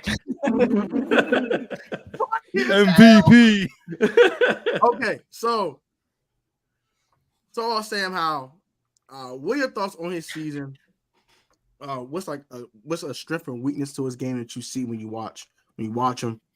And would you draft a quarterback to replace Sam? I know what me and Lou's answer is, but I want to know everyone else's answer. Let's start with I'll start with Juan, Okay. then Tim, Josh, John, Lou, and myself. Sam Howell is my franchise quarterback. I've been saying that, since before the season even started. I definitely believe in Sam Howell. And surprised, to be honest with you, his season I'm not surprised at it at all. Like ups and downs, flashes. He's a young guy. As y'all mentioned, 14 career starts. He's doing exactly what a young quarterback can do. You know what I'm saying? I understand. You see what CJ Stroud is doing, and it's very easy to try to make that comparison and stuff like that. But look at the situation he's in. You know what I'm saying? So Sam Howell's my franchise quarterback. Strength, I mean, we can name off a million strengths. You know what I'm saying? Weakness, I've been saying this all season. Deep accuracy for me, man. Deep accuracy. The deep ball was one thing that was amazing coming out of North Carolina, right? And that has been a little bit off the mark and inconsistent for me this year. So, I mean, if he can just work on that all season, and obviously decision making sometimes and, getting the ball out quicker, but that comes with over time. As far as just one strength or weakness that he can just work on, I guess, all season, for me would be deep accuracy. But long story short, Sam Howell is my franchise quarterback moving forward, and I would not draft a quarterback. Tim. I think if Sam Howell had a guy like Tyreek Hill or Justin Jefferson, no, I'm just kidding. Okay. No, Sam Howell's problem is that he's young. He doesn't know everything yet. I actually think that EB did a pretty good job with him as far as like when he was scared to throw the ball after that Buffalo game where he threw 4 picks and he was not. It was reported in practice. He's like, I don't care where it ends up, just throw the ball, and like that gave him a lot more confidence. Then he came out and balled against Philadelphia. People talk about how we beat Philadelphia last year, but the defense had 4 turnovers in this game. We sent Philly to overtime this year with 0 turnovers on defense, no help whatsoever. And we were controlling the time of possession, at least in the first half. We won the time of possession battle, and we still just couldn't do anything on defense to help him out. So I think Sam Howell has a lot of good qualities. He just doesn't know what he doesn't know yet. And that's going to come with experience. He obviously has a live arm. He can escape the pocket. He can do everything that you ask him to do. I would like him to be a little bit more accurate in some situations, at least when throwing it to Terry. But overall, I think we set him up for failure just like with EB. I mean, we expected this kid to come in and just diagnose the defense right out the gate, especially with EB dropping him back so many freaking times. But absolutely slice everybody with your mind, essentially. Read the coverage, understand where to go with the football, and make the right read every single time. And then when he didn't trust his eyes, he took a sack because there's no escape route. Like we see Jalen Hurts drop back, and it's it's not there on the pocket because he can actually go through his progressions. If Sam did that at all in the first 6-7 games, it was a sack pretty much every single time. So I think Sam has a lot of potential. I think that if I'm picking in the top 5, I am making a move to go up to go get the kind of dude like a Caleb Williams. I don't know much about Drake May. People say that he's great. I haven't watched pretty much. Actually, I have not watched a single snap. I have no. You could line him up in a line of people, and I wouldn't tell you who he is. I have never seen a picture of him, but I've heard good things about him. But anyway, like I would rather go up and do that. Otherwise, I would trade back. I think we have a ton of holes on this team. Let's start to build this team. I think you can get really good players in the 10 to 15 range as well. A good tackle, even if you want. Maybe not as good as Olu, but I think that JC Latham at right tackle, I think you could probably put him anywhere. He's extremely strong and athletic and big. So anyway, I'm actually tangenting out. Sorry. Sam Howell, I like it. I'm probably gonna do the same. It's okay. No, like honestly, like I'm a Sam Howell fangirl. I'll admit it. Like since North Carolina, like talking to him at the Senior Bowl and stuff, like I love Sam Howell. I've probably watched more Sam Howell tape like as like scouting, like an evaluating process more than any player I ever have. Mm-hmm. And coming out of North Carolina, like I said, production wise and experience wise, I think he was the best quarterback in that whole class. Like clearly he was the only consistent quarterback. Pickett had like that one magical last season, but before that he didn't produce. It took Jordan Addison to really help him get there. And then Jordan Addison goes to, USC and does the same thing. But for Sam, he lost 72% of his production going into the last season. Changed the offense, changed everything. Got Ty Chandler as a starting running back from Tennessee, like all new guys. Then he made Josh Downs the 4th ever wide receiver in ACC history to have 100 catches in a season. So he went from like wide receiver 4 to one of the best wide receivers in ACC history, like statistically. But he also had a terrible offensive line at North Carolina, and him and Malik Willis were one of the worst quarterbacks at evading pressure. They were like top 2 all time and missed tackles up there with like Javonte Williams, but they also had the most like created sacks and created pressures at quarterback. So I expected the same to kind of carry over. Like I knew he had a sack problem. I knew he had a pocket problem. But I don't think he needed much development coming into the league. I don't think he needed much help mechanically. The arm talent's always been there. He's always had the highest like RPM. Spin rate's always been the best. Velocity with his throws always been up there. I mean, he blew dudes out the water at the Senior Bowl. Like the numbers weren't even close. Like he made Kenny Pickett look like he had small hands. And I think that Sam Howell can be the franchise guy, but at the same time, from a business standpoint, if you are a new GM, if you're a new head coach, if you're a new VP, whatever, and you're at the draft and you think you can upgrade your quarterback position, you're going to do it. So if Caleb, like I said, I think there's only 3 quarterbacks in this draft that can possibly be better than Sam. Nothing is a guarantee. Caleb Williams can come here and just absolutely stink it up. Then that's just a risk you have to take. But I think Caleb Williams, Drake May, and I think Jaden Daniels are as good as could, be better than Sam Howell. But I still think that you roll with Sam Howell on a rookie contract. That's the biggest luxury in the entire NFL you can ever have, is a good starting rookie quarterback in this league. I think you have to at least build him a line. So you invest in blue chip players like Olu Fashanu, or you do get Marvin Harrison Jr., whatever. I don't care. Give him superstars, give him blue chip prospects that he can actually show you what he can do with. Because he can show you that he can throw the ball. But I agree with one guy. His deep ball actually has been concerning because it was really good at North Carolina, which makes no sense. Bieniemy forgot how to catch, and Sam forgot how to throw it deep. So I don't know what the heck happened there. But long story short, if the GM and whoever thinks they can upgrade the position, like I said, okay, do it. I can't be mad at you. But at the same time, if they roll with Sam Howell for another season, I'm like, okay, I saw enough that says Sam Howell can produce when he has a line to throw behind and he has dudes that can get open. And he can run the ball, so tell the fantasy football nerds that he is actually a running threat too. John? Long story short, I would at least for another year stick with Sam Howell. I projected the start of the season. I think Tone, you were there with me and the boys in Rio for the first prediction. I said, give me 3,500 to 3,800 yards, about 25 to 30 touchdowns, about 15 to 20 picks. And I think we're in a good spot because you can win with those numbers. He has 3,300 yards or 3,300 yards right now. I think 18 touchdowns. I think 14 interceptions right now. He's about on pace for what I thought. A few more interceptions than I like. Like if you take out that Buffalo game, it's a lot better on paper. But that Buffalo game was just absolute dog shit. It was. There's no sugarcoating that. It was absolute dog. It's facts. It's facts. It's facts. I would stick with him. I don't think is upgrading quarterback great. Yes. What time does he have in the pocket? His pocket awareness could use some help. 58 sacks now? 60 sacks now? It's still a historically bad offensive. Too many. And we have 5 more games to go against the Rams, the Jets, the Niners, the Cowboys. You're telling me that 58 won't blossom into 70 in 5 games? You're telling me that 12 more sacks won't come? It will come. He will break that record, guaranteed. Sorry about it, but often he is. I'm sorry about it. His pocket awareness is not great. He takes too many sacks. I think his athleticism there's more to be desired from him scrambling out the pocket. But when you have an Arizona defensive line eat you alive in that backfield on week 1, that should tell you a little bit both on the offensive line and Sam. Is he young? Yes. Is he essentially a rookie quarterback? Yes. But he played last year. Shut the fuck up. All right. He's essentially a rookie quarterback with a new offensive coach, our offensive mind, a scrambled together new offensive line, and you got thrown into the fire again. Was he said a failure? Maybe, but I would still stick with Sam for another year.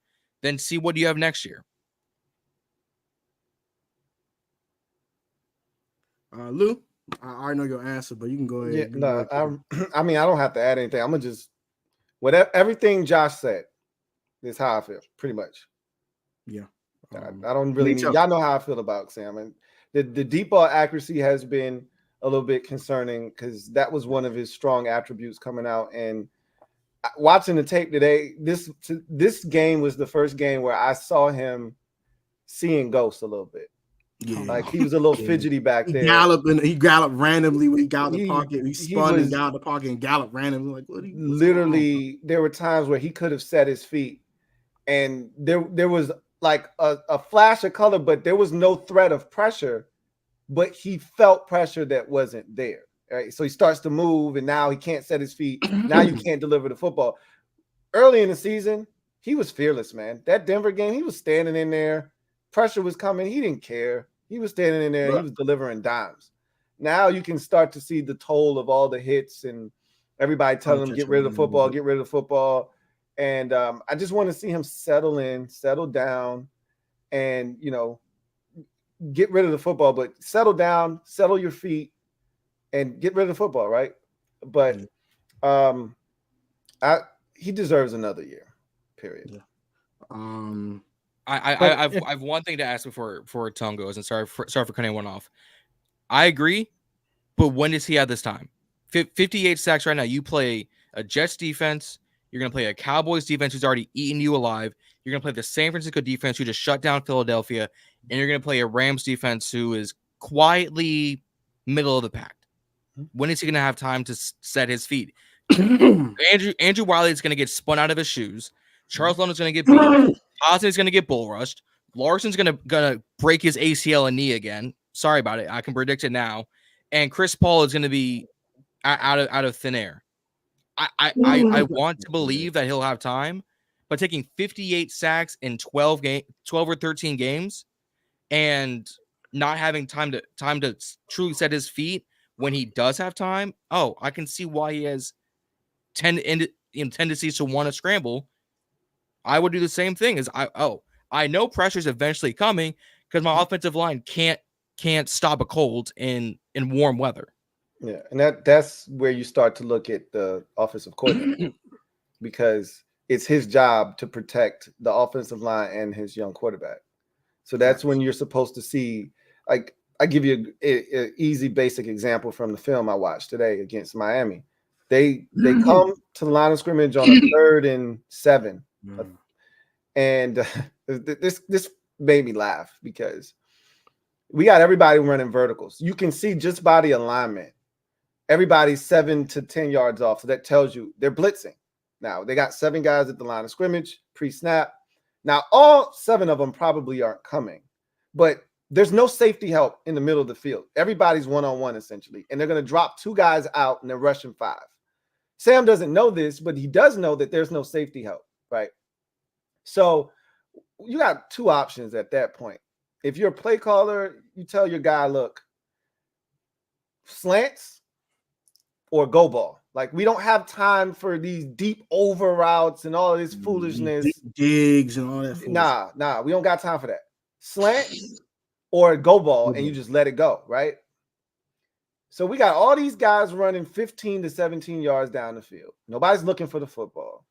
And the one outlet is John Bates running a whip route. Of all the guys you got on the team, you got John Bates running inside, stop, turn, pivot. Okay. And now he's got to get back to the outside. And this is the guy Sam's supposed to be relying on to get open as an underneath route. And of course, they don't rush, but 5. We've got max protect, right? It's literally, it's not max protect because we had 3 guys out in the route and then John Bates went out. But we got 6 to block 7. So you think someone's coming hot. They drop out to 6 to block 5. And of course, 1 guy still comes free. And obviously the blocking assignments got all jacked up because of what everybody thought was coming. But still, it just goes to show you that. And this was what we did this last year when Dallas came against came at Sam with a blitz in that week 18 game. What do? We threw the slant to Jahan Dotson, the slot slant, right? And he catches it and he runs for like 25 yards. That was there, right? That's play calling, though. is you knew the Giants were going to blitz us, but yet you're still running these long developing routes down the field. And you know your quarterback's not going to have the time to get rid of the football. Like, it just make sense. You know what I'm saying? Like, I want to say, yeah, the 58 sacks. Some of those are on Sam. Like, he's not blameless in all of this, but EB's got to do a better job of getting the ball out of his hands, and he's just not doing a good enough job. This was supposed to be a quick passing concept offense. Right. It was supposed to be a variation of the West Coast, and we're not seeing it. It's ridiculous. No Jahan Dotson slants. Like, he would be that's what he's supposed to be doing. That's exactly what he's supposed to be doing. It's not there. I don't disagree. I said this before. Sam is not completely blameless. Out of those 58, I'd probably give you 15 to 20 of those are by his own fault. But still giving up 40 sacks without him scrambling is still atrocious. 13 games into the season. I gotta go. I'm gonna catch y'all later. I got some other stuff I gotta catch up on. But I appreciate y'all chopping up, man. No disrespect, nobody. Love y'all's opinions. Hey, man. Take care. Chop it up always, man. Shout out to Josh to FB. Go subscribe to his channel, man, for sure. Yes, sir. Yes, sir. All right, bro. Be easy, Josh. We're down to 5. Down to 5. My quick opinions on Sam. NHL. I don't know what to say. Like, Lou says every show on his channel. It's NHL. It's new Howell over here. I'm rocking with Sam. I'm outside with Sam.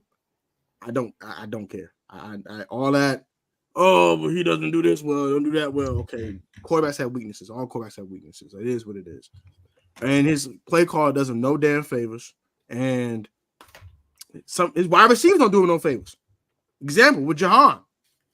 The moment any type of physicality comes to Jahan Dotson, he gets put in the seatbelt. And that's facts. Am I lying? That was one of the knocks on him coming out of college. But again, and I watched him at Penn State. I'm a Penn State fan. I watched him all 4 years. So I already knew that coming. You already knew what he was about. And that, again, that's the job of the play caller. If that's what you know he is, then you can't put him at the line of scrimmage and expect him to beat press coverage, right? You got to put him in motion, like the Chiefs, like the Dolphins do with Tyreek Hill. Like, rarely is he just standing still. You get some plays where he's at the lines, but nobody's brazen enough to come jam Tyreek Hill anyway. But they still don't allow you to do it. Except Ron Rivera with Quan Martin, right? Sure. They had that man Tyreek Hill in a 3-point stand. 3-point stand. He scored a touchdown right down the middle of the field. I called it before the play even happened. Bro, Tyreek was sitting down on the field like, Tui, you sure you want to throw this? Absolutely. All right, go ahead. Like, you could see him having a conversation pre-snap. Like, I bet. He probably looked at Quan. He said, "Boy, I'm about to torch you, boy. I'm about to send your whole season to hell in one play." Got you. Tyreek. Who would you rather have to the panel? Caleb Williams or Howell? That's the one exception. That's the one. Honestly, if it's Caleb, bro, I can't lie. I can't get mad at him. Honestly, right now, I would. Oh, sorry, Louis. No, go ahead. No, go ahead. Honestly, right now, I would still take Sam, but here's my reasoning. You can yell at me all you want, man. Shut the fuck up, you newbie. Listen to me. We have already ruined enough quarterbacks in Washington. RG3, Dwayne Haskins, Sam Howell. Why do we need to draft another one to give him a bad offensive line with a new play caller, with a new GM to ruin him in another season? I would rather stick and stay the course until it lets me down versus reset every 2 years, and it's the same result. That's my reasoning. Yeah. When you got elite talent, you take elite talent at quarterback. Caleb Williams, elite talent. I just, and somebody was talking to me, and I have to understand. And I know this, but it's still hard for me because I got PTSD from Robert. But he's immature, right? Like, he didn't deal with adversity well at USC. You know, after the UCLA game, he didn't want to answer any questions, so he just left. Like, as a quarterback, you're obligated to speak after every single game, no matter how tough of a loss or how poorly you play. You got to face the music. And he strikes me as a very immature dude, right? So I don't know if I can deal with another one of those types of quarterbacks because I still got PTSD from Robert. So I don't know him personally. I don't know how he conducts himself. I don't know how his brain works. I just know the actions that I've seen. And they strike me as one that is that of someone who doesn't like to take ownership and responsibility when things aren't going well. So, all right, I completely hear that, understand, like, yeah, demand ownership of the team that drafts him or something stupid. I don't know. Like, there's a lot of red flags there as far as character concerns potentially. And again, I just like you, I don't know him. Maybe he's a great dude, but and I hear that always. But if you do quell that somehow, which I mean that's a big quell, maybe you can't. But if we're within striking distance, and for whatever reason Chicago wants to make the move and go up and stay with Fields, we have to go get him. We have to go get Caleb Williams because you don't know if you're going to end up here next year. And you may not. If you get a good coach in here, we have a good analytics guy with Eugene Shin or whatever. I like him. He's not a tape guy, though. He said it himself. He doesn't watch any tape. He's not a guy that's going to talent evaluate. So we still have to go get a real GM that's going to talent evaluate. But then you get a good coach in here. You get Sam Howell. You actually start building this offensive line. You get Olu, add a couple of pieces, maybe a second-round pick too. This offensive line, you're probably going to win too many games to end up in the top 5, especially with the last place schedule, right? You don't always get this opportunity to get Caleb Williams. No, you don't. You're absolutely right. Have to get that. This is the resources that we don't as fans. You're just going off of what you see. We don't have the resources to talk to his high school coach, to talk to the guy that works janitorial services at USC. We don't have those resources. I'm talking to everybody to try to vet this kid to figure out, are we making a mistake? They could have talked to 4 dudes and they would have known that they couldn't take what was the linebacker that we took out of USC? That was crazy. Stuart Cravens. They could have talked to 4 dudes and they would have known. Consider him a linebacker? Anyway, it doesn't matter. Linebacker, safety, hybrid, whatever. Yeah, because we used him as both. But safety, you're right. He was a safety. But you could have talked to 4 dudes and you would have known that this is not a guy you can spend a second-round pick on. Yeah, he skipped a whole week of practice or something, right? He left. He left the team. Awesome. That wasn't the first time. He quit the team and came back. Same thing with Josh Dotson. Yep. But we all said he doesn't love football. Yep. He was homesick. You know, that's why he ended up at TCU. Yeah, exactly. From a Midwest team or not Midwest, whatever. Yeah, he was. I think he was at Utah, Wyoming or something like that. Yeah. And then he transferred back because he was homesick. You got to do your homework. Those were back-to-back picks. You got to do your homework. And that was the year we need football players. What do we need? Football players. And I'm gonna tell you right now, he strikes me as one of those dudes that's got a bunch of red lights and stop signs, and I'm not in a position to run through those anymore. What about Drake May? I don't think Drake May, to be honest with you, is better than Sam Howell. That's my personal opinion. I don't think so either. But that's my opinion on him. Yeah, I'm gonna do. He's good, but I don't think he's better. But he's a bigger dude, taller, right? Yeah. But I don't think he's better frame than Sam. He's a taller dude, but Jaden Daniels, Penix. I'm super good on Michael Penix. All that injury history, I'm good. You can have it. I'm good. Yeah, I'm a pass on him. Two ACL tears. That's all I need to hear. No, pass. Hard pass.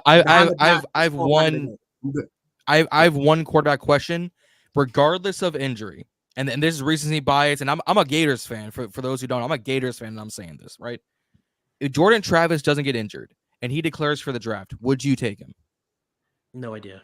If he didn't get injured, if he didn't get injured, round, no, I'm not saying first round, but if he was available in the 3rd or 4th, sure. I mean, we do need a backup because I don't know. I don't know if I would spend a pick draft on capital. I don't know, because if you going out and you getting Sam, I mean, if you rolling with Sam, you probably could just get us a super late round pick at quarterback if you want a developmental dude, or you could just go out and get another Jacoby Brissett, right? Josh Dobbs, right? You don't need another young guy necessarily. I mean, right. Because we got so many holes on this roster. you can spend those picks on other things. Trust me.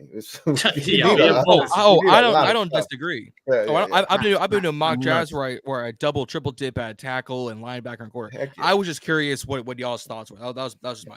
That's why I had us at 6 and 11. In this day and age, Jordan Travis would have been perfect for like a Cincinnati right now. And trust me, I know Browning is coming off an amazing game, but you can't tell me they would have wanted a Jacoby Brissett at least right now. Hoping Minnesota same right now too. Even though Josh Dobbs is playing well, those are the type of teams. Yeah, those are the type of teams that a Jordan Travis, if he came out this year, would have went to opposed to us. Because I mean, next year we're not going to have a backup, but as Louis said, we got too many hoes to be spending a third-round pick on a backup quarterback. You know what I'm saying? Yeah. I don't disagree. I was just curious what your thoughts or something else, a corner or something. Yeah. I don't disagree. I was just curious what your thoughts were on that. All right, so I'm gonna answer this one. This one. Going back to Terry? Bucks. No, we're gonna end that. We're gonna just end that. Y'all serious about this Sam Howell? Why can't we be serious about Sam Howell? Come on, Eddie. Don't do us like that. All right, what Sam Howell do to you? What, you hate Sam or something? All right, but yeah, Jordan Travis, I wouldn't spend no more than a 4th round pick on him if I did, and even that might have been due too much. Like Lou said, you could just pick up a free agent, freaking backup quarterback, and pick up an Andy Dalton or some crap. I don't know, just anybody. Just pick somebody up. Who cares? Yeah. I mean, Sam get hurt. The season don't win anyway, so who gives a crap? Right. But I was legit just curious what your thoughts were on Travis. I feel. All right, this is the last topic, and if y'all want to go ahead and head out, I will open up the phone lines and everything else for all the people to hop into the StreamYard and all that. So this will be the last topic we'll talk about. Actually, it's two topics here. So if you're a GM, put your GM hat on. Would you rather draft BPA or for need? And also, what would be your favorite head coaching and GM candidates? Start with Lou. You would love to get the best of both worlds. Draft for need and have that also. Yeah. If you had a preference, what would you do? But you can't draft for a need. That's how we got Jamin Davis, right? If you got a chance to get a blue chip player, you just got to get a blue chip player, and you'll figure it out. We could have got Nick Bolton in the 2nd round. We didn't have to draft Jamin Davis in the 1st round. They reached for a need in the 1st round instead of getting, the type of player that warranted the 19th overall pick in the draft. Same with last year. They reached for Emmanuel Forbes and Quan Martin. And I know in the 2nd round they wanted Steve Avila, and he went a lot sooner than they thought he was going to go. Rams took him, but we saw the video. They got phone calls about their 2nd round pick, and Ron was adamant. No, we got to stay here. We got to see if our guy's here. And I'm like, you had no intentions of starting this dude though. Should have moved and got Brian Branch. So Brian Branch or Darian Mathis 2.0. For Darian Mathis, again, they panicked because Deron Payne contract was up. They lost Tim Settle and Matt Ioannidis in the offseason, and so they needed more depth on the offensive line. So they panicked, and that was a very weak defensive tackle draft class. So they felt like for Darian Mathis, there's this huge drop off, but I'm like, he's a part of the drop off. He wasn't a day 2 pick. He's a day 3 pick at best. He was a 5th rounder. Ridgway's giving us more. He was a 5th round pick. Ass nigga, man. It's not even a question for me. It's always best player available. Unless that best player is a tackle and you already have one that's like a beast and you got 2 already, right? You're not drafting another tackle if you already got 2 tackles in your set. You're not drafting a quarterback if he's best player available. But trust me, every other position just about you could double, triple, quadruple up at that position, and may the best man win, may the best player get on the field. But you got to take the best player available. When you start reaching for needs, that's how you get yourself in trouble. And also, who's your favorite head coaching and GM candidate if you had one? I like Ian Cunningham from Chicago or Adam. That's the Eagles, right? I thought Cunningham he was with the Eagles. He's with the Bears right now. Oh, he's with the Bears now. Okay, but he was with the Eagles. He learned from Ozzie Newsome. That was his mentor, and He's well traveled and he's still young, so he's in tune to what the He's like NFL is doing. 37, right? Yeah, 30. He'll be 38 here shortly. Yeah, so like that's the kind of energy and juice I'm looking for. Somebody that's been in the league for over a decade, but still young enough to understand the changing climate of the NFL and what you should be looking for. And then as a coach, I'm a Ben Johnson guy through and through, Detroit Lions offensive coordinator. A lot of what he does just speaks to me as in terms of how I feel about play calling and how you go about, like, he's not a big scheme guy as much as he is players, certain situations, and then he's under center. They're running the football, play action fake. They actually pass to set up the run in the play action fake, but they're one of the most aggressive first and second down pass teams in the league. I love that. But when it's time to run the football, he gonna run that bitch and he gonna get under center. Now, I don't necessarily love the run scheme. It's a lot of duo up front, that Jay Gruden quick, handoff duo shit. I'm not a big fan of that, but he can also mix it up. He can also mix it up. Counters and stuff like that. Yeah, and it's a lot of boots and it's just a lot of the things that I see working on a regular basis on Sundays in the NFL. So agreed. That's my combo right there. I'm gonna go Juan next. Ben John. Alrighty, so best player available without a question. I mean, too many times in years past have we went, need, and we clearly seen how that has panned out for us. So without a question, best player available. I like Ian Cunningham a lot. But when I look at the GM that I personally want, I look at how the current situation that they're in and the roster that they built or helped to build. So when I go with that kind of logic, I'm looking at the 49ers guy over there, Adam Peters. Mm-hmm. I'm just looking at that roster. Everywhere is filled. And I'm just like, man, you learning from Lynch. So I'm like, hey, come over here. I know Kyle Shanahan has a big pot in what goes on down there, but you're learning. You're in that situation. You're in that building every day. So I like him, like Ian Cunningham too. I mentioned before, and another guy is the Chargers, JoJo Wooden. Again, for me personally, I look at roster and how they built their rosters and free agent moves and drafts, like what they done with their roster. I know their results aren't showing, and that's a lot to do to Brandon Staley as the coach. But roster wise, like that too, and that's coaching. Lou, you already said it. I like the Ben Johnson. I'm a big guy, Bobby Slowick too. I like what he's done in Houston, and a sneaky guy. I know I don't want to go defensive minded, but if we were, I've been hearing that that my guy from Carolina, Adjo Ivero, hopefully I'm saying his name right, Monster, heard that he's stirring up some kind of noise as potential head coaching guy. I want offensive minded too. But if it was defensive minded, obviously Dan Quinn is up there. But I don't see. I told you this, Lou. I don't know if he even wants to become a head coach. I think he's like, hey, look, man, I got this unit over here in Dallas. I might just keep rocking out with them. You feel me? So that's where I'm gonna go. If I had to just pick one, though, I would go Peters from 49ers, and then give me. I'm gonna go Ben Johnson only because Bobby Slowick, I don't know if he has been getting any kind of head coaching interest or anything like that. So I'll go Ben Johnson, Detroit. Yes, Slowick is definitely in the mix. He's one of the hottest names too right now. Okay, then in that case, bring him home. Then bring him home. Bring him back to Washington. Give my boy Bobby, man. Yeah, give my boy Bobby. Tim.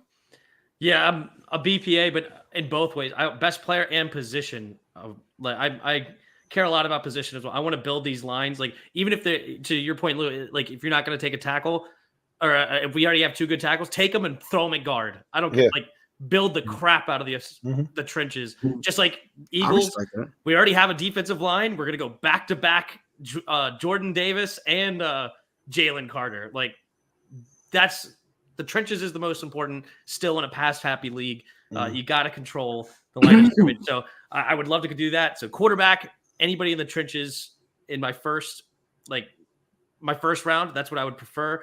And then only then maybe you go a dude that's like, if he's just too good, then all right, go ahead and get a crazy receiver or a corner, like Sauce Gardner or something like that. Like I'm never complaining about a dude like that if you end up with him on your team. But anyway, as far as the GM coach, I like all the coaches you guys said. I love Ben Johnson ever since I watched his film on against the Eagles week 1 before we played them. I'm like, oh, this offense is fantastic against the Eagles. And yeah, I didn't hear anybody talking about him then. And I was like, dude, I'm interested in this dude. Then all of a sudden this last offseason, it's like, oh wait, maybe he's a guy. I'm like, oh, well, maybe. But anyway, and then another GM that I want to throw in the mix, because I do like the Ian Cunningham option. I want somebody from the Eagles. Howie Roseman just understands what's going on. Alec Hallaby. Yeah, Alec Hallaby is a dude that's also been there since 2007, very young and similar to I want you as well. Definitely somebody young for sure. And I don't want to retread. I want something new, fresh. And then, oh man, if we could have a GM head coach combo for so young, we could have them for 30 years and they're still being competent. That'd be fantastic. Nuts. And I'm all for that. We have a chance right here. But I do like Eugene Shin, so that's why I do like the Ian guy a little bit more because he comes from the talent evaluator. It come from the same thing. Yeah. Well, no. Completely different. They're opposites.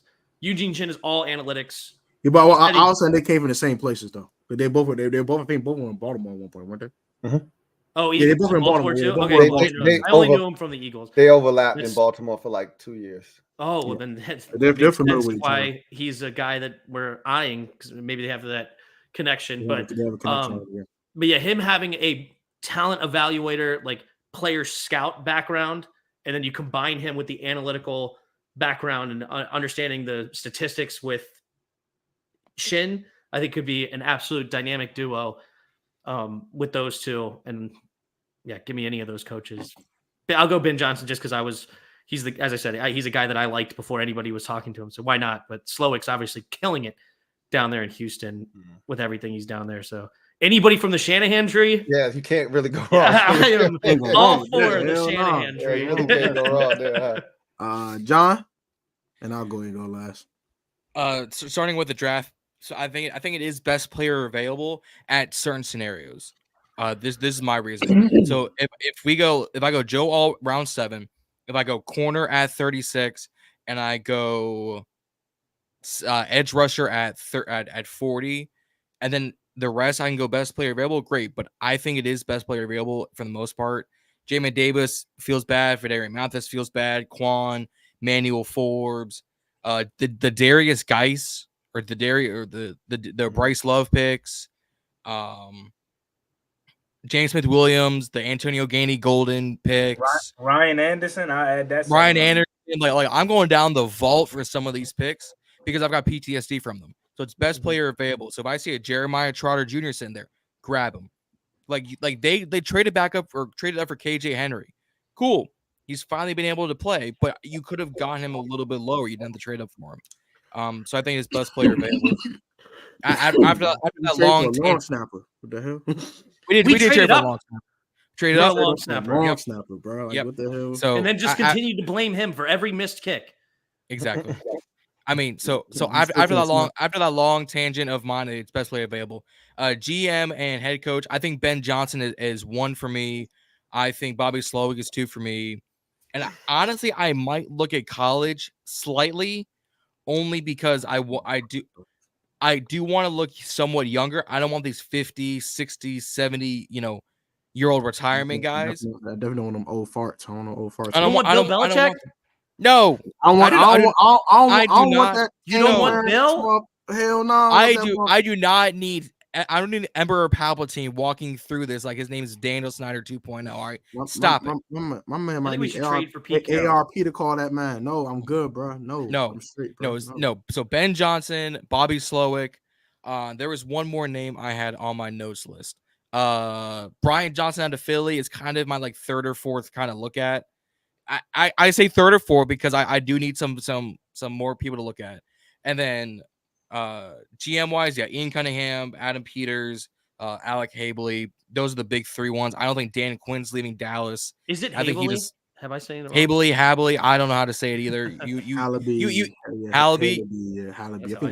We're all on the same boat here. Yeah, I mean it's predictable what I was gonna say. The comments could have sent it from. I'm like, man, John just saying what the other guy is saying because it's true.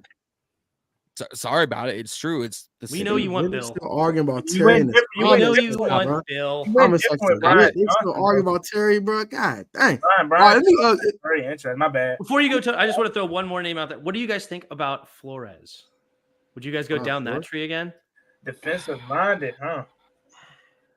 Yeah, For head coach? I'm trying to steer clear of any defensive dudes. Yeah, Yeah. I'm straight. I'm straight. the I thing- just, I mean, I don't it's dislike it's Brian not out of the Flores. realm of possibility, but I just personally, if you got a young quarterback and you think you're trying to marry that young quarterback with a offensive mind, because if you get a defensive coach, Sam's already had 2. We perceive it's going to be 3 and offenses in as many years. You get a really good defensive coach, but he got to hire an offensive coordinator. Just like we see with Bobby Slowick, if they tear it up, people coming. They coming to get your offensive coordinator. So you want to keep the offense. Yeah, I was just. I don't hate it. Yeah. I don't hate your. Yeah. I don't. Yeah, I don't. I don't want to keep disagree switching with your. offensive coordinators because you tear it up one year, they snatch them up, and next Now time you gotta he find another lit guy. too. Let's Now take it's him like- too. it's Like, like- Let's yeah, go that's Brian insane. Flores, and he hires Jay Gruden as OC. Nobody's wanted him as a head coach. He could be here for just like Dan Quinn. Dan Quinn is going to stay there as DC the whole time, no matter how good he's No doing. offense to We can bring Jay. in Jay Gruden.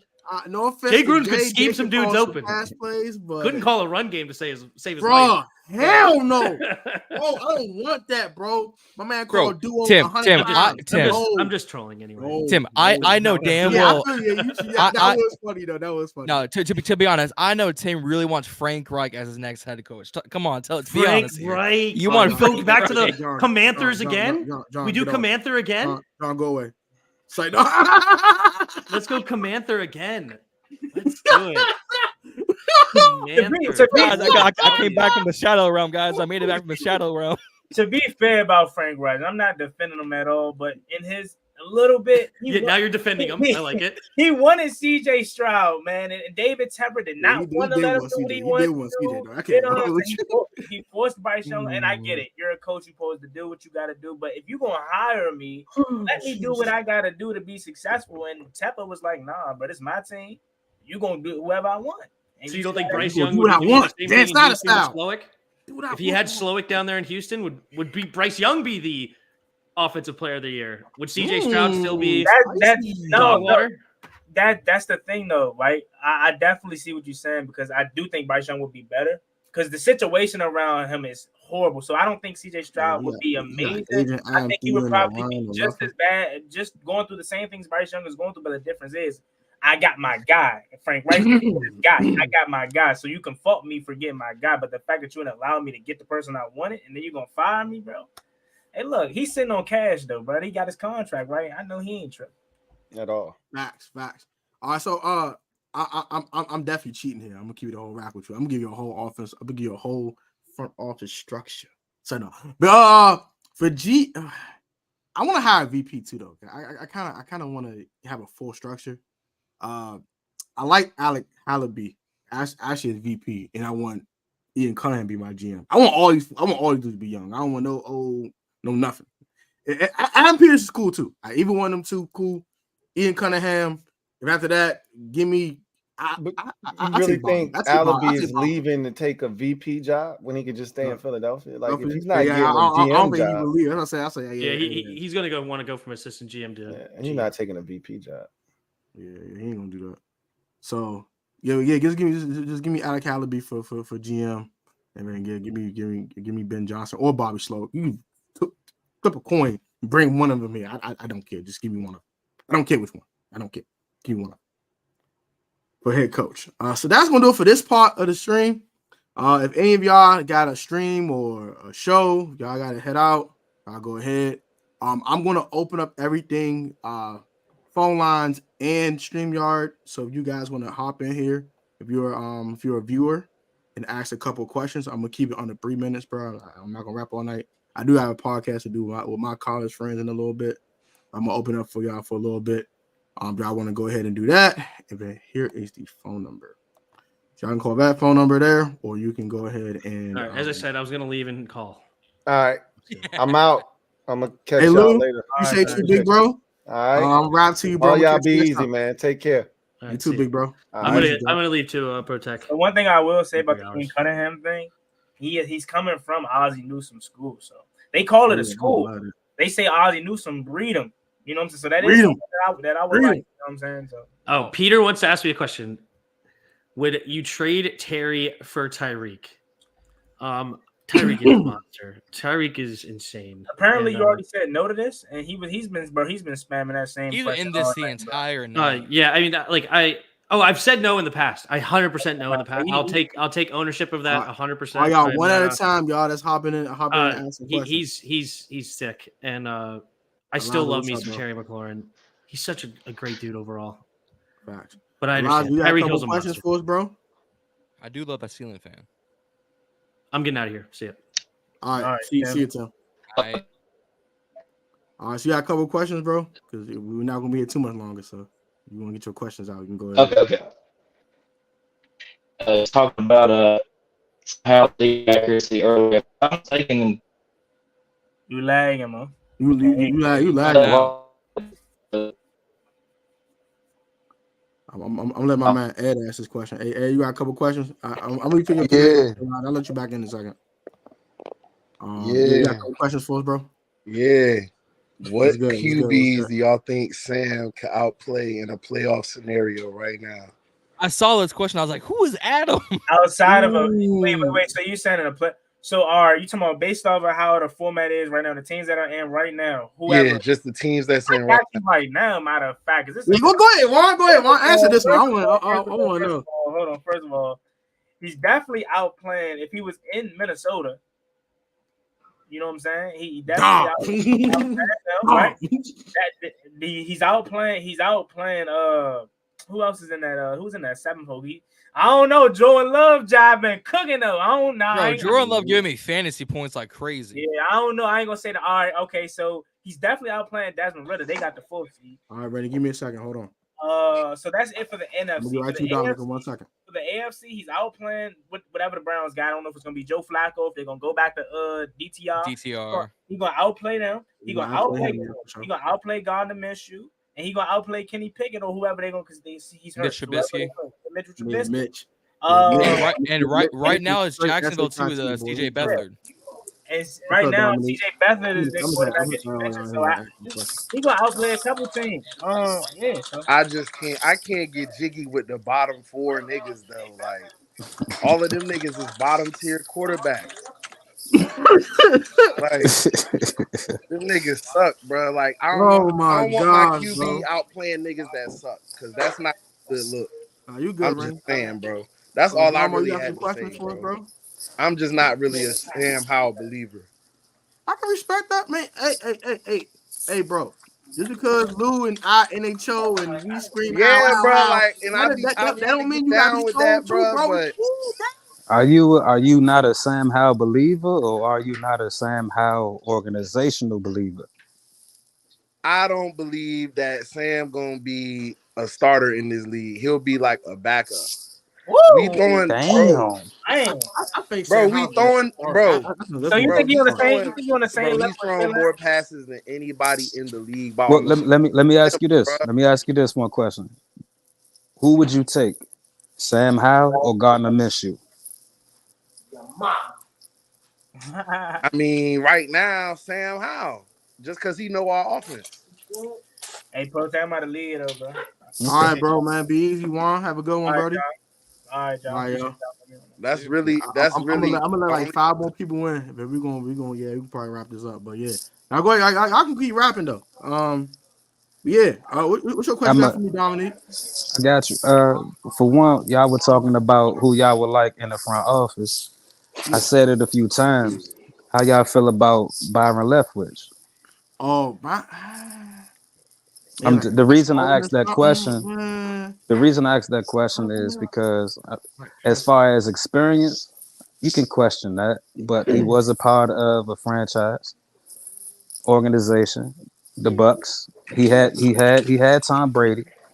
He started out as a QB. He was a QB coach, and he is Super Bowl certified, and also too, he from the area. Yeah, he went to HD. So I like Byron Leftwich. I think I want him in a kind of a consultant quarterback type of role to help a quarterback grow. That's what I would do personally. Okay. But you don't see him as like an OC though. There's no wrong answer. I wasn't too impressed. Now given. He went from Tom Brady to absolute cheeks at quarterback after Brady left. I get that. So that does contribute to that. Maybe, but it's hard because if you hire Ben Johnson as your head coach, who's an offensive-minded guy, would you bring in a guy that system conflicts with yours? That's the same if you kept EB. So that's kind of hard to say that. Okay. So maybe he might have a role as a quarterback whisperer or something like that. But as an offensive coordinator, if you bring in a defensive-minded coach, then it makes sense. Then it depends who you bring in for head coach, honestly speaking. But if you're going an offensive guy, I can't do that because they're going to run their system. They're going to call the plays. That's not going to work. But you bring in a guy like Brian Flores, okay, I might better subscribe to Brian Leftwich. Do I love it? I might. So like if you're I don't want to put words in your mouth. I'm just making sure I comprehend what you're saying. So if your head coach was more defensive, you'd go Byron Leftwich. If your head coach was more, he'd definitely be an option for me for sure. Yeah. That makes sense. That makes sense. Definitely an option for me. Yeah. Okay, that answers my question. I appreciate that. One option, but he probably like number 2, number 3, but he'd be an option. Yeah. Okay, I wouldn't mind it. I wouldn't hate it or dislike it. I might when I love it, but I wouldn't mind it. I would like it. I think. Okay. One last question. I'm gonna get out y'all way. Gotcha. One last question. I'm gonna get out y'all way. Appreciate y'all fellas by the way for entertaining my questions. For sure. Is Terry McLaurin not a number 1, or is there not enough consistency to see whether or not he can be? Because I think for sure wide receiver 1. Because I think he's a wide receiver 1. My mind in that. And the reason top 7, I can't give him that. I think it's 7 to 10. No, I agree with you. I wouldn't say top 7. I'm sorry. Go ahead. I think it's about at least 7 to 10 receivers better than Terry McLaurin. Because the reason I asked that question is because I saw Devontae Adams with Aaron Rodgers. Then I seen it with Derek Carr. So yeah, 15 yards. Still 15 yard season though. That's still crazy, right? But it wasn't the same. It was more target. He had to get forced fed more to get the numbers. Right. It was almost like he was running the ball. Oh yeah, they were force feeding Devontae. Right. It definitely to the point where it was like Pick City a little bit. Yeah. So yeah. I'm not now. Let me be honest. I'm not. Terry McLaurin he's been exposed. Now I'd say against elite. Diggs. Yeah, Diggs. Elite cornerbacks, he disappeared. I will say that. I agree. He did give Jair some work. I can't say all the time. Now, I think the guys that have elite speed that also are elite cover corners can contain Terry. Or guys that are super physical at the line where he's not good at releasing could contain Terry. You about to make me do something. Contain Terry because he's physical. He'll get the line of scrimmage, get in your face, the airspace, put your hands on him, and he can't release. He'll have to do physical things to get him off, and by the time he does that, his route's already broken. He can't get the ball. But you now, make a lot of like sense. Jair, That's who a lot can't of get sense. physical, but it's fast enough, he'll defry Jair Alexander. We've seen it.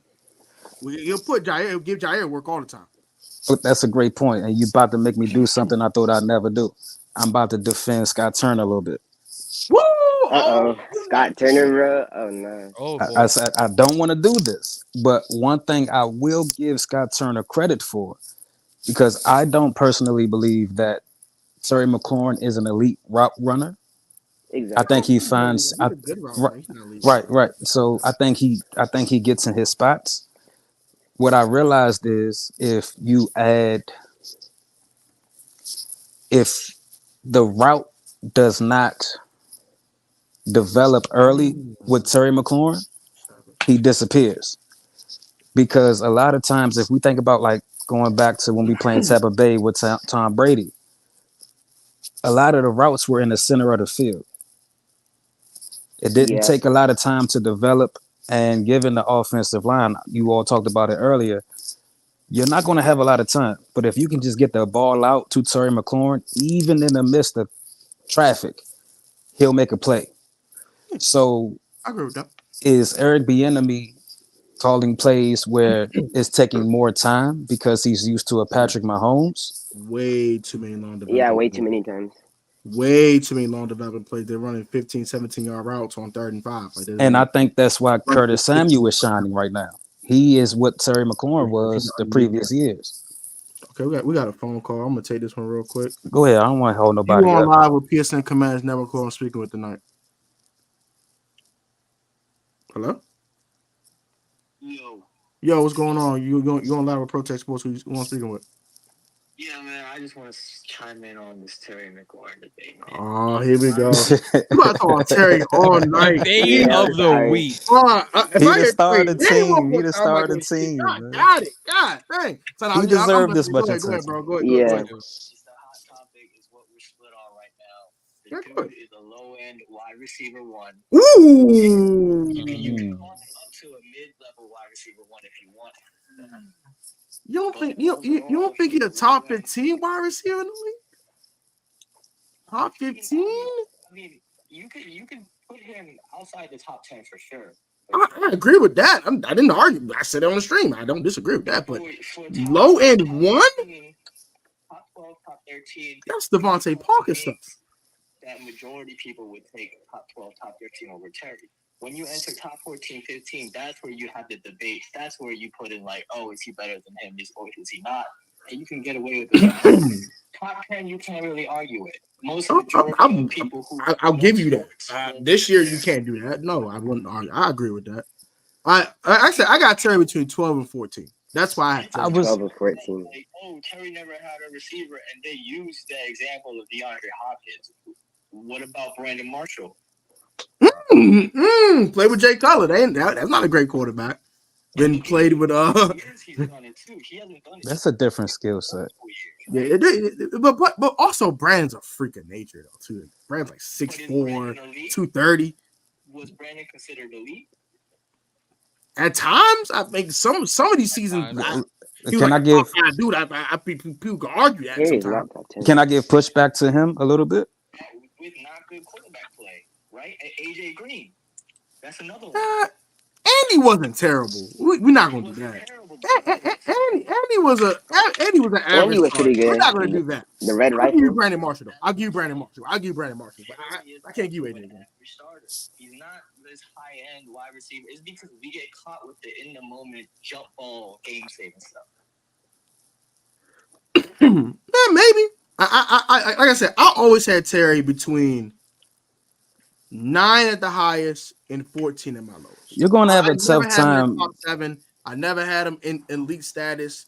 I could never put with the Reeks and the JJs and the and I could never do that. From I love SD, so I can't do that. Are we prisoners of the moment, though? From here, I can't do that. Are we prisoners of the moment? Put him over Devontae Adams. I love Tay Adams. Tay Adams is greatness. I can't do that. I would say there's an argument to the heat of the moment type thing. And first of all, in the chat, Deems, I thought you were talking about me as Peter Griffin. I'm glad you cleared that up. All right, because I was about to have some words with you. But heat of the moment, I do think that there is an argument to be made that there is heat of the moment, man. Terry played really good, and 5 minutes later, man, Terry ain't shit. I think there is a lot to be said with that argument.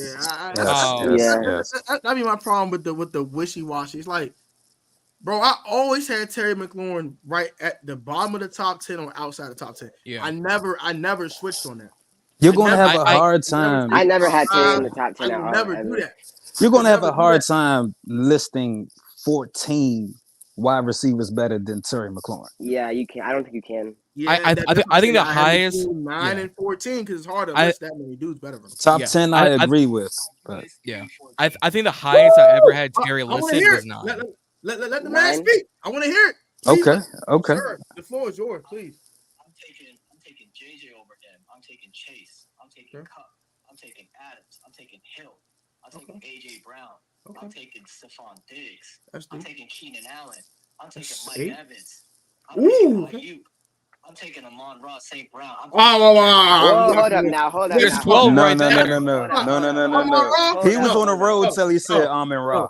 I was cool, honestly, because I agree with Ayuk. I love Brandon Ayuk. Now you talking about St. Brown. There is a name no one has said, and that is Debo Samuel. I'm shocked no one has tried to say Debo. He went Brandon Ayuk first. Debo Samuel got Black Air Force energy. I'm sorry. Debo is elite though. Ayuk is like the third option on his own team. But Ayuk's third, is probably so like smooth. fifth. Ayuk's get separation. Terry's quarterback situation. Guess who has 1,000 yards right now? DJ Moore. I would take DJ Moore over Terry.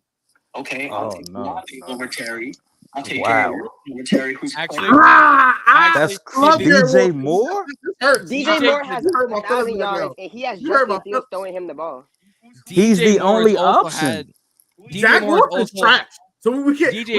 That's a good point. Garrett Wilson's out there eating in Zach Wilson's ass. He is. So I can't argue. But the Jets is a Tell me who's throwing to Garrett Wilson the ball this Sunday? Do we know? I don't know. That's not a good argument against Terry McLaurin because he's been through 25 quarterbacks. Now, I would say that. Now, if you want to say that Garrett Wilson having a better season than Terry, yeah, I'll give you that one. You got me. Yeah. No argument. I would say that Garrett Wilson has the potential to become better than Terry McLaurin because he's faster, he's younger. He doesn't body catch. So the Aaron Rodgers effect. I don't like too. the body catching. And then I kind of attack it. I don't like the DJ Moore thing though. DJ Moore over Terry McLaurin. I think the only thing with DJ Moore is he's had more years to develop what he's saying. Okay. We don't really disrespect DJ Moore like that. I would put DJ Moore is cold. DJ is cold. I can't lie. DJ Moore I would is put cold. them both in the same. By the way, going back to the Garrett Wilson point, Terry is fighting for 44 throws from Sam Howell to spread amongst his teammate, while Garrett Wilson's fighting for 25 a game. Ooh. Okay. Ooh, he did his research. He's bringing his this man's Cam hot. He's bringing it. We can't name 14 people better than Terry. You really doing that? I mean, you haven't, because we already argued two of them. Yeah. I want to see Deems in here because he's been going Deems in gotta on the come in chat. here. Deems thinks he's a Terry fanboy. I think. I'm sorry. I can't. I need you to come in here because I thought you were calling me Peter Griffin earlier, and I was like, wait a minute, I got some work to do, but he didn't. But I want to because you've been in here all night. You've been consistent. I want to see this man real quick. Well, I'll give up my spot. I don't want to take up too much time. I appreciate y'all. But yeah, thank you for calling, bro. I appreciate it. I'm still in the chat, man. I'm still in the chat. I appreciate your call, though, bro. Appreciate y'all. Appreciate y'all. Hello? Appreciate you. Hello? Yeah, I'll say I appreciate your call, bro. Thank you for calling. Appreciate that. If you want to hop in the stream, y'all too, rap on the panel as well. You can do that too, bro. But yeah, cause I have another call coming up, so I don't want to I ain't want to randomly hang up on you. That's rude. You can hop in the stream. Yeah, because it's hop in the link stream right here. You can hop in. I'm gonna put it in the chat again. She won't miss it. Right Okay, I got one question real quick just for y'all. I just got one question. Yeah, okay, so I've been right getting now, killed in Tim's Discord server for being an advisor to drafting Marvin Jr. if he's there. Now, I'm going to say this. Terry is pushing 30, you know. I think you give Marvin 2 years, Marvin will be the number one wide receiver on this team. He might even be a top receiver in the NFL. He's 6'4", he has hands, he has speed, and he has good route running. You cannot pass that up if he's there. Like, am I crazy for thinking that? You cannot pass that up. I would say this, and now this is gonna sound a little outlandish. Don't get mad at me. Don't be cursing me out in the comment section. Chill F out, all right? If Terry McLaurin asks for out, I don't want to go through a rebuild. I don't feel like doing it. I can't do it. Trade me. I would draft Marvin Harrison and not blink an eye. Just wouldn't blink an eye. I agree. Now, if Terry doesn't ask for out and he start wide receiver 1, you got to get some protection for Sam. But if Marvin Harrison Jr. is available, it's hard to pass up. So let's say it's draft night and Marvin's there. Are you taking him now? Like right now, are you taking him or are you not taking him? Right now, if he's at 4? Yeah, if he's right there, are you taking him or are you not taking him? If I fix the hold on. If I fix the line in free agency, yes. If I have made some moves in free agency to help fix the line, yes. Because I think elite talent, but also Olu Fushanu is an elite tackle. So you're getting elite talent. And Joe Alt. Joe Alt is an elite tackle. You're getting elite talent. If you draft any of these three dudes, they're all elite. They're all elite. I don't believe in our wide receiver core. Like, I'm totally out on Jahan. I don't believe. I think all we have is Terry. I can't get with Jahan. I can't get with the Jahan program anymore, man. I just can't. I just can't get with him. All right, I have one question to counteract that. Would you say Eric Bieniemy's offense is tight end 1, running back 2, wide receiver 3? Yeah, I would say that. The tight ends get more targets than receivers. What up, Yep. Peter? That is the one thing, because think about it. Every time, even with Tyreek Hill, Travis Kelce was always the go-to. Only reason why Hill had those yards, because he's a generational wide receiver. Only reason. Look at Juju. Look at Rashee Rice. Look at Sky Moore. Look at MVS. That's my only argument. Is scheme right now is because his wide receiver has always been number 3. Wide receiver is okay. Fix was broke first. I can't disagree with that, Queen Shane. I can't go wrong with that. But that's GM and head coach, Van Titan bypass quarterback. Now, it depends how you feel about Sam Howell. We don't know how they feel about Sam. If they say, "Hey, bro, Sam is a solid NFL starter, but I think we could do better," they'll draft a quarterback. But who you drafting? May and Williams are going to be gone 1-2. You could book that now. One of the Washington YouTubers, I forgot what his name, but I watched a video on him, and he wants to draft a quarterback as he complains about how Sam has these interceptions and always running into pressure.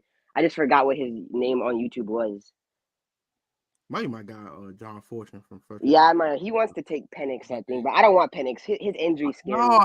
No injury history. No. His injury history scares me. Peter, what's your question, bro? Oh, I don't have a question. You just told me to hop on here live. Yeah. You can, ask me a question. We was talking about the Terry McLaurin debate. He told me to hop on live. Yeah. So, you say you got 15 more dudes better than Terry. That's hard, bro. I can't hold you. Deans was good. Nick was good. So I'm gonna let y'all have this. Where Dean's at? Terry debate real quick. Oh yeah, where's Dean's at? I'm in the stream. I'm just listening. It sounds like somebody had previous smoke. I don't want to interfere. bro. Y'all go ahead. That's quarterback. Yeah, I can't disagree. Hey, she not here talking. I do got a question real quick though. 60 receptions, 100 targets. If it was last year. Yep. And they asked everybody, is Terry elite? What is everybody saying? Yes. Yeah. All right, so why just one season? No. Is he not elite? I've been on record with Tim ever since last year that Terry wasn't elite. So what is your hold on. Terry at 10. What is the definition of elite? Because mine is top 5. Okay, that's good. That's good. That's good for elite top 5. Yeah, that's a great standard. That's a great standard. Bro, top 5 is like legendary. Top 10 is borderline elite. This man said top 5 is legendary. After that, y'all made as hell. That's how I look at it. Top 1 to 5, you are elite. Based on what you just said, I'll correct myself. Bro, there are 100 starting receivers. Damn near 100 starting receivers in the league. You're telling me top 10 isn't elite? You can't put Terry McLaurin in with the name of Jamar Chase, Tyreek Hill, Stephon Diggs. You can't put Terry up there with his name. So hold on. Are they not legendary? I'm specific here, Deems. Are they not legendary? I'm very specific with this. Deems, hold on. Bro, they're in 2 different categories. I only rank wide receiver 1. I don't care if you're a wide receiver 2. That means you're not in your best in your own damn team. I don't care. Okay. That's how I feel. I rank wide receiver 1s only. I don't. You're a wide receiver 2. You're in my way. There we go. Allow me to correct myself. You're 2. You're playing like a 1 somewhere else. You can count. If you're really a true 2, you're in the way. You're just all right. So there's 32. So there's 32 starting 1s. You're telling me the first 10 isn't elite? No. That's the first third. The top 6 would be top 5 is elite. Okay. Can I pose a question? Is Justin Jefferson elite or legendary? Time out. Go ahead. Elite or legendary? This is the same shit. Exactly. Time out. You got to be, in order to use the word legendary, you got to be talking about gold jacket. Yeah. Bro, like you hadn't been doing it for like no one we're talking about right now is in run to get a gold jacket. So the word legendary cannot be used in this debate. But is he not legendary? Say that again. Is he what? Is he not going to be in the gold jacket? Who? I don't think so. JJ? I don't think so. AJ? Oh, you talking about JJ? I thought you talking about Terry. Oh, JJ. Hold on. I'm saying Justin Jefferson, maybe.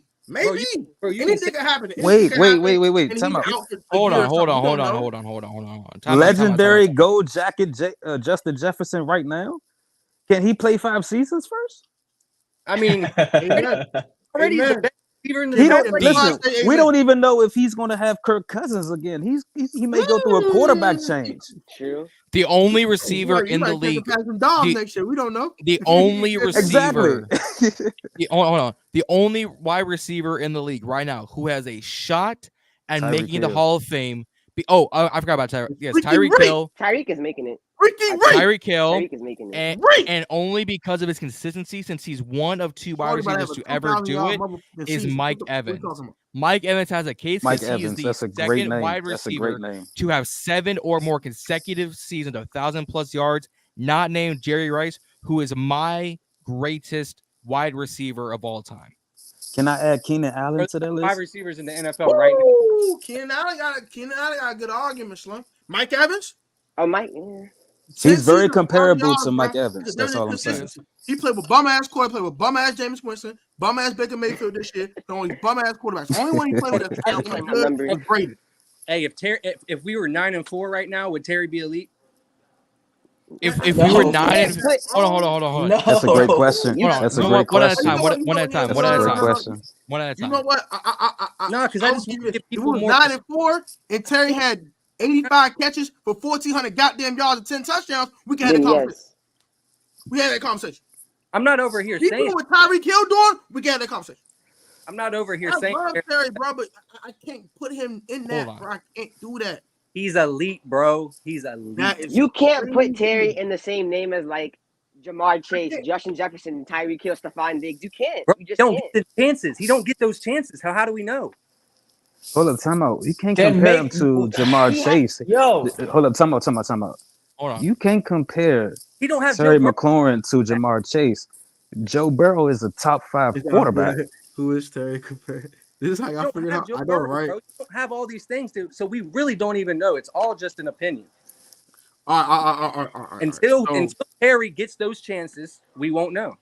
But I think eye test, he's elite. He's an elite. All right. Here's my question, right? And I'll open up to the panel, and I'll open up to all the comments on YouTube and here on StreamYard. If Terry McLaurin went to Green Bay when they had Aaron Rodgers, he went to LA when they hold on. I just want to finish this one thing. If he went to any other team who had consistent quarterback play, meaning one quarterback in 3 years, Aaron Rodgers, you have Josh Allen, you have Patrick Mahomes, you have a healthy Joe Burrow, and he had the same exact numbers he has had currently, would we be saying he's elite? Yes. Yeah. Yes. Flat out. Yeah. Just last year, we were arguing because he wasn't in the top 100 players in the league. How does he fall off from that? How does he go from trade him to he's been the most consistent player and he deserves more respect than what he gets? We're prisoners of the moment. Listen, I'm a fan. I'm a fan of this terrible organization too. But to say that because he's having one down year, that just depletes the years he's had before. He's been the most consistent player besides, and it sounds terrible to say this, but besides Tress Way, he's been the most consistent player. My Lord Jesus. Yeah. I know it sounds sad to say that, but it's just the truth. I will say this though. I never had Terry in the top 5 or top 7. No, that's what I'm saying. Ever since he got here. Terry McLaurin, like I said, his autograph is right here on his hat. I love Terry. I met Terry in person. I rock with Terry. Terry, hell of a man, hell of a football player. He's not Stephon Diggs. He's not Justin Jefferson. That's he's not saying. Reek. He is not that. But you like y'all love Terry's potential, but y'all don't love him for what he is. Like y'all love the potential of Terry. Like, if he had Patrick Mahomes, if he was on the Chiefs, if he did this, if he did that, bro. Like, what has he done What has he done to put him in elite conversation? What has he done? One games. Not one game. Okay. Not what can you do? It's what have you done? if Terry McLaurin isn't in the game, you know how many games we lose over the past 3 years? A crap ton. I don't disagree with that. I don't. Okay. That makes you elite. That doesn't make him elite, though. That doesn't make you elite, bro. That doesn't make you elite. It makes you really good. It makes you it makes you You're good. a good wide receiver. You're not elite, though. You're a good wide receiver. He's a really good wide receiver one. See, when you say the word elite, these are guys that they game plan for. You heard David Long? I think of he said, yeah, Terry's good, but we not scared. We not going to game and say we got to stop, bro. Did not say that. Did not another NFL player that played the Washington Commanders over the weekend said that out of his mouth.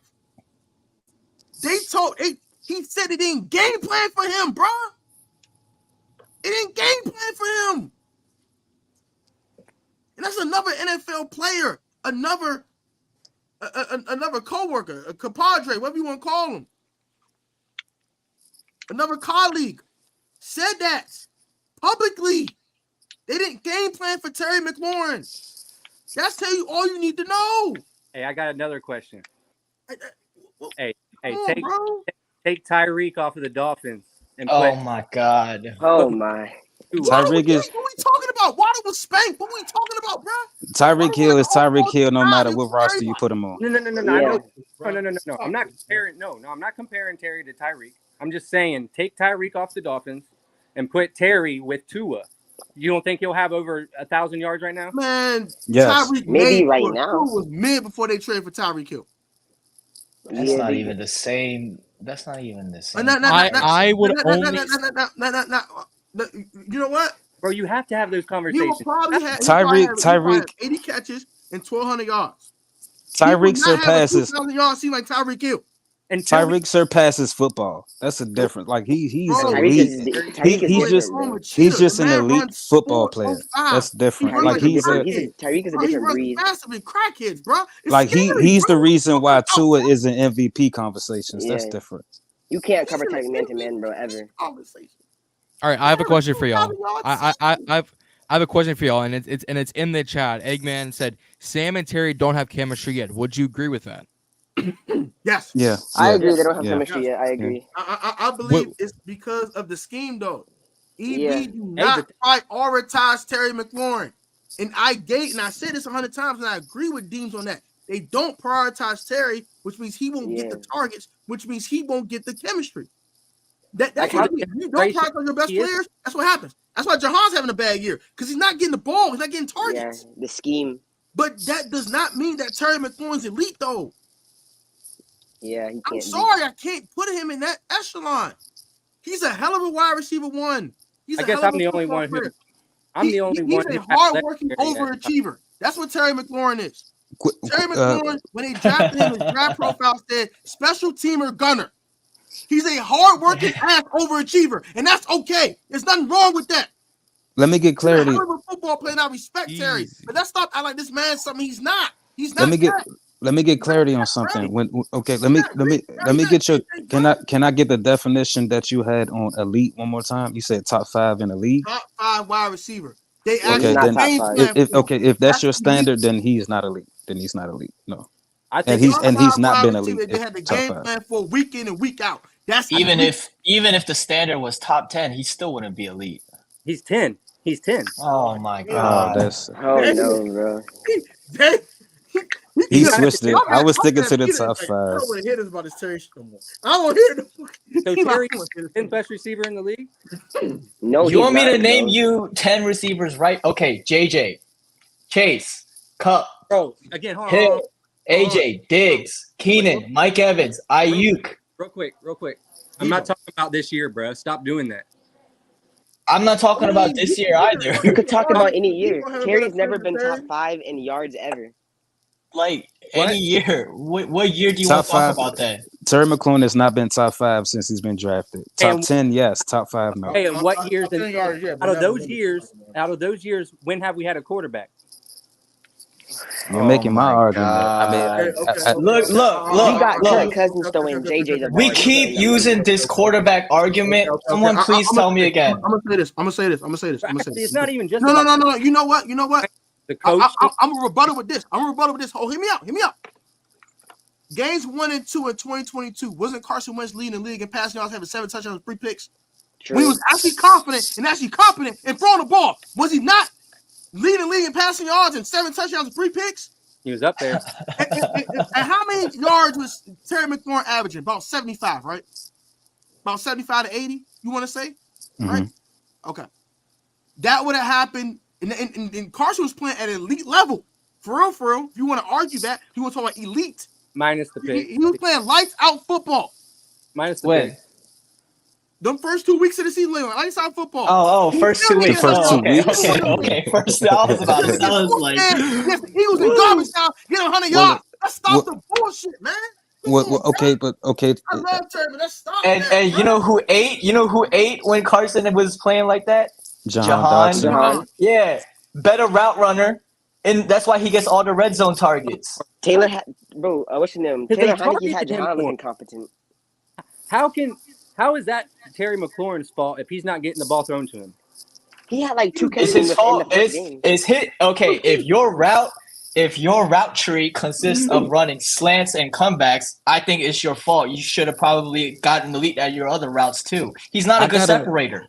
I gotta give pushback because McLaurin still. So he just never gets open. I gotta give pushback because McLaurin still had a 1,000-yard season with Jahan. Yeah, that's great. In Scott Turner's offense, they valued him. Right. So and think about but think about what you just said. You said with Scott Turner as the OC. So despite, because nobody ever co-signed outside of Ron Rivera, Scott Turner. So as fans, I'm sure I can speak for all of us when I say we weren't fans of Scott Turner. So despite Jahan being the guy that had the most chemistry with Carson Wentz and how critical we were of Scott Turner, Terry McLaurin still produced the most. You look up Scott Turner and EB's system and you look up their stats comparison, it's exactly the same. So is the difference the quarterback or the wide receiver? The line, the coaching, everything. You said everything. You said everything but the wide receiver. I'm gonna ask you this. I'm Dean. I'm gonna ask you this question. It's also him too because he's dropped passes. Like that's true. That's true. That's true. I do believe some of it's a scheme. I'm not disagreeing with that. I do think some of it is quarterback play. Sometimes I'm not disagreeing with that. But sometimes, honestly speaking, he gets put in a seatbelt. Let's call it what it is, bro. Yeah, there we go. He does. He's going nowhere. Just stop that, bro. But it's not often. It's not often. But it happens enough to where it's noticeable. Let's stop that, bro. When is Tate Adams ever gonna put a seatbelt? Every single play. When is Tate Adams gonna put a seatbelt, bro? It's been a minute. When they game plan for him, whenever they put Tate Adams in the seatbelt to he has no catches in the game. He just got to run better routes, period. Like, you don't got to be fast to run better routes. Look at Devontae Adams. What's his 40 time? What's Cooper Kupp's 40 time? You got to be a technician at your craft. Yeah. He has one weakness when he runs routes. It's the beginning. His releases are bad. That's why sometimes he doesn't get open right away because his releases and his break on the stem is bad too. By the time he breaks off and gets open, the ball's already out to someone else. That's the one weakness in Terry's game. Other than that, Terry's a really good route runner. I'm not saying Terry ain't good. Terry's really good. He is not him. He's not him, bro. He's not him. Okay. Hey, one thing. I've been loving the conversation. Tone, I appreciate you having me. I got to head out. I got class early in the morning. So love y'all. Appreciate y'all for coming on. And I've been loving all these conversations. And Deebs, I had to make sure you didn't call me Peter Griffin. I was about to have some words with you, my dude. I'm about to have some words. All right, but love y'all. Stay safe. Stay balling. You too. Salute. But yeah, I ain't gonna hold you. I gotta do another pod, so I'm about to run myself. But any last words for y'all before I get out of here, and I'll go and wrap up the show. Terry is elite. I will respectfully agree to disagree. Yeah. I don't think Terry is. I love Terry McLaurin, man, but I don't think Terry is elite. But I think compared to the options that we've had in this franchise over the past 5 years, to say he's not elite to us, I disagree with that. Okay. Oh, you know what? Okay. Yeah. He's a good receiver, and that's okay. He doesn't have to be elite. He's a good receiver, and that's okay. I can only compare him to the worst we've had, and he's far above the worst we've had. He's just not real good. I mean, But I mean, also we had Pierre Garçon walk through this door. We also had Deshaun Jackson walk through this door. Were they elite? That's why I got to side with taste in my mouth. Pause if necessary, because I seen Deshaun Jackson and Pierre Garçon and Jordan Reed. It's ridiculous how far we fell. Yeah, it is. Exactly. We had Deshaun and Pierre Garçon. We had Tanner getting 1,500 yards. Did they ever call Tanner elite, bro? Hey Tech. Hey Tech. What's up, bro? Back to your question about Sam and McLaurin having a chemistry. They don't, but isn't it crazy? Their first game, Sam's first game, first throw, touchdown to McLaurin. Right there, I thought they were going to have the best chemistry. I remember it because there weren't a lot of touchdowns for Terry to go around. Oh yeah, I remember that game. It was literally Cowboys first game. play, first throw of Sam Howell, touchdown. And I thought from right there, whew, it's going to be nice chemistry. And he had a deep ball catch in that game. I haven't seen that in a while. I don't know. One of them seasons, like Yeah, I mean, it might be a bad season. Maybe it might be the system. Like I think said, it's the I want to system. see what Sam has with a competent offensive line. Maybe adding another receiver to Jahan and Terry, because I don't think Curtis will be back. I think you might have to add a guy like a Marvin Harrison at 4. You might have to contemplate that. If you could get T, would you get T? But yeah, Yeah. I'll get T Higgins in a second. What we were talking about? I've been saying that for 3 videos. I'll get T Higgins right now. Go I seen to this. I was archive. making Go watch sure. some videos. Go watch them. I said Alright. T Higgins. I mean, I'll take it. I give T Higgins a bag. He can get 20 million a season. I don't give T Higgins whatever he wants. We don't need. We don't need. I'll T. bring. No, yeah, we do. I will bring T. We need love size. Curtis, And if bro. I'm gonna- I love and if Curtis. I'm gonna He's trade- good in certain systems. If I will bring T, and if I'm going to trade Terry, I'll trade him, and I'm going to bring Calvin Ridley. So That's what I'm gonna do. Calvin So Ridley. if it's passing up on a really That's good not bad. linebacker, That's That's a not little bad. too I'm a- good. That's the wide receiver position for me. Hey. I'm gonna, but I you like paying one or Terry. the You other. paying Terry anyways. You might as well use Terry's money to get 2 Now, receivers. I would say this though, Peter. What so I you would would do, rather pass what I on a. would do if we did trade Terry, I would pick up T Higgins or Calvin Ridley in free agency. I would try to fix the line as much as I can for free agency. And if both quarterbacks are gone, which I think they will be, I'm drafting Marvin Harrison. I'll do the same thing.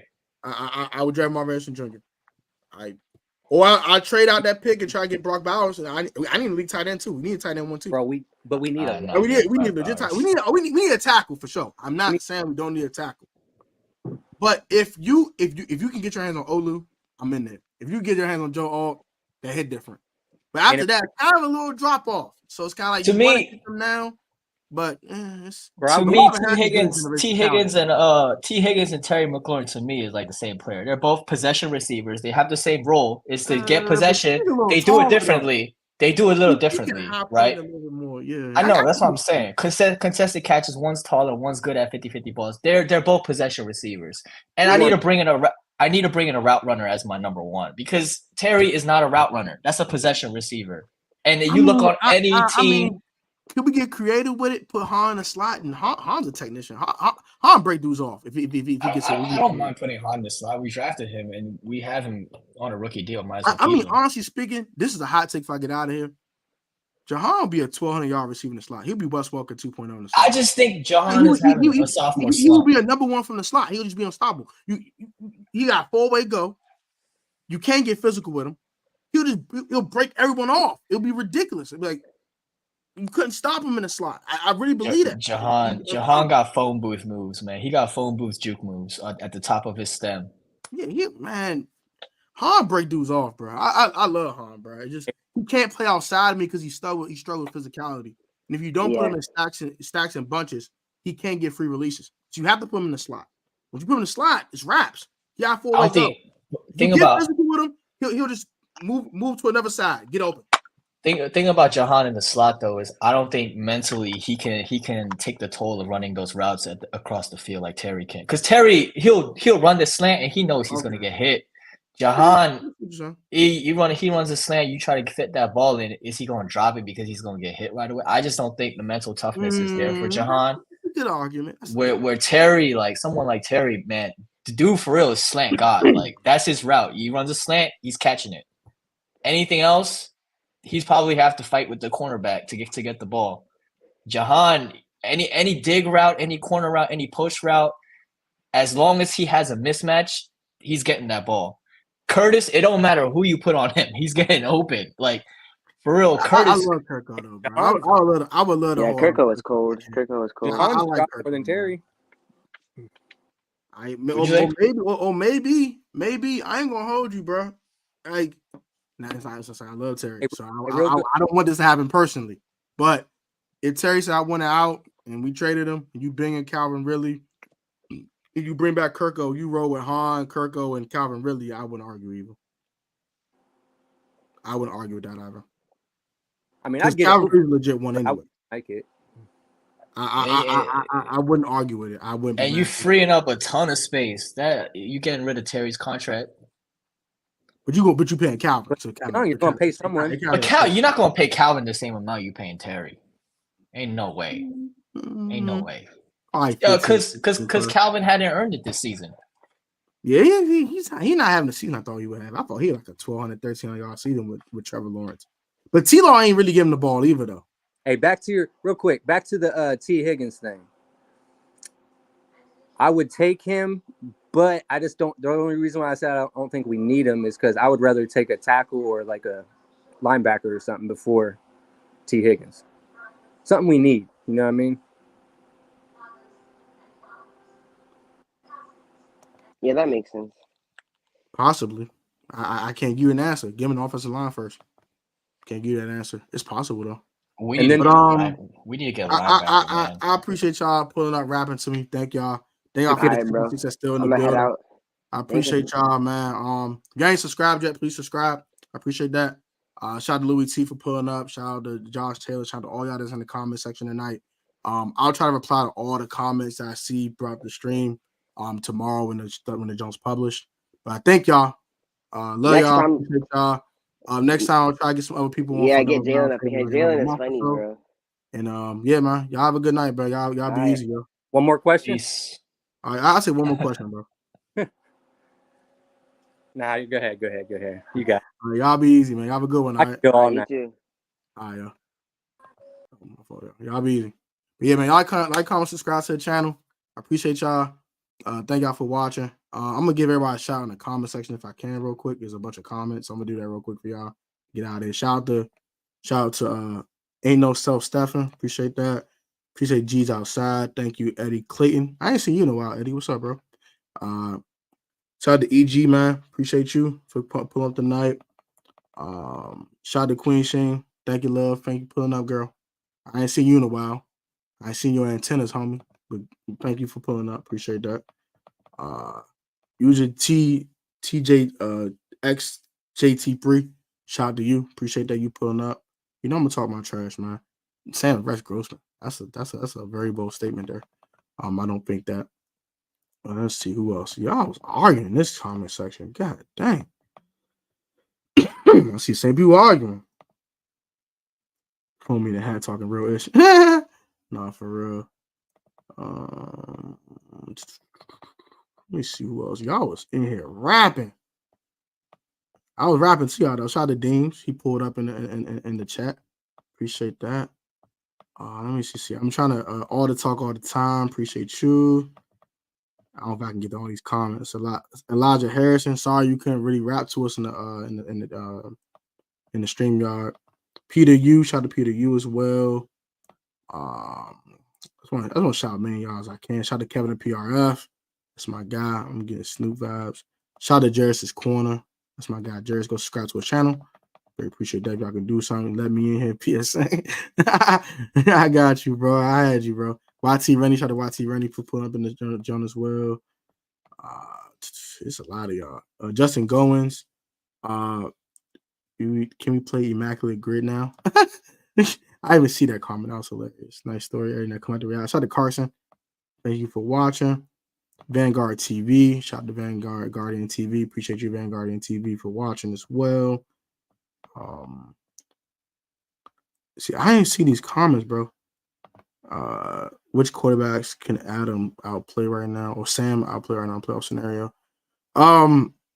Just the backups that'll be in the playoffs. Y'all hilarious in this comment section. I swear to gosh. Justin Goins again. I see you again. But yeah, I feel about it because a lot of same people was arguing in the comment section for real. Shout out to Derek B. That's my guy, Derek. Seen you at training camp. That's my guy. You gotta hit me up, man, about that restaurant, bro. I gotta pull up to that junk, man. Pull up to your business. You know what I'm saying? Show some love or something. Buy some drinks, buy some food or something.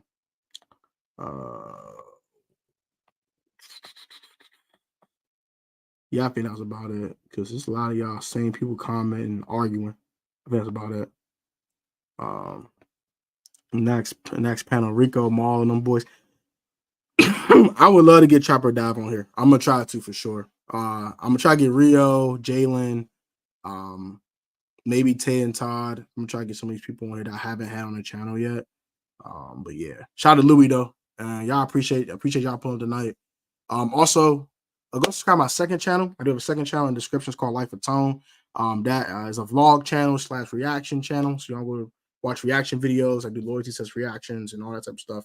And also I do fashion content. I did a clothing haul video not too long ago as well. So y'all want to see some drip, y'all want to see some vlogs, y'all want to see some reactions, go subscribe.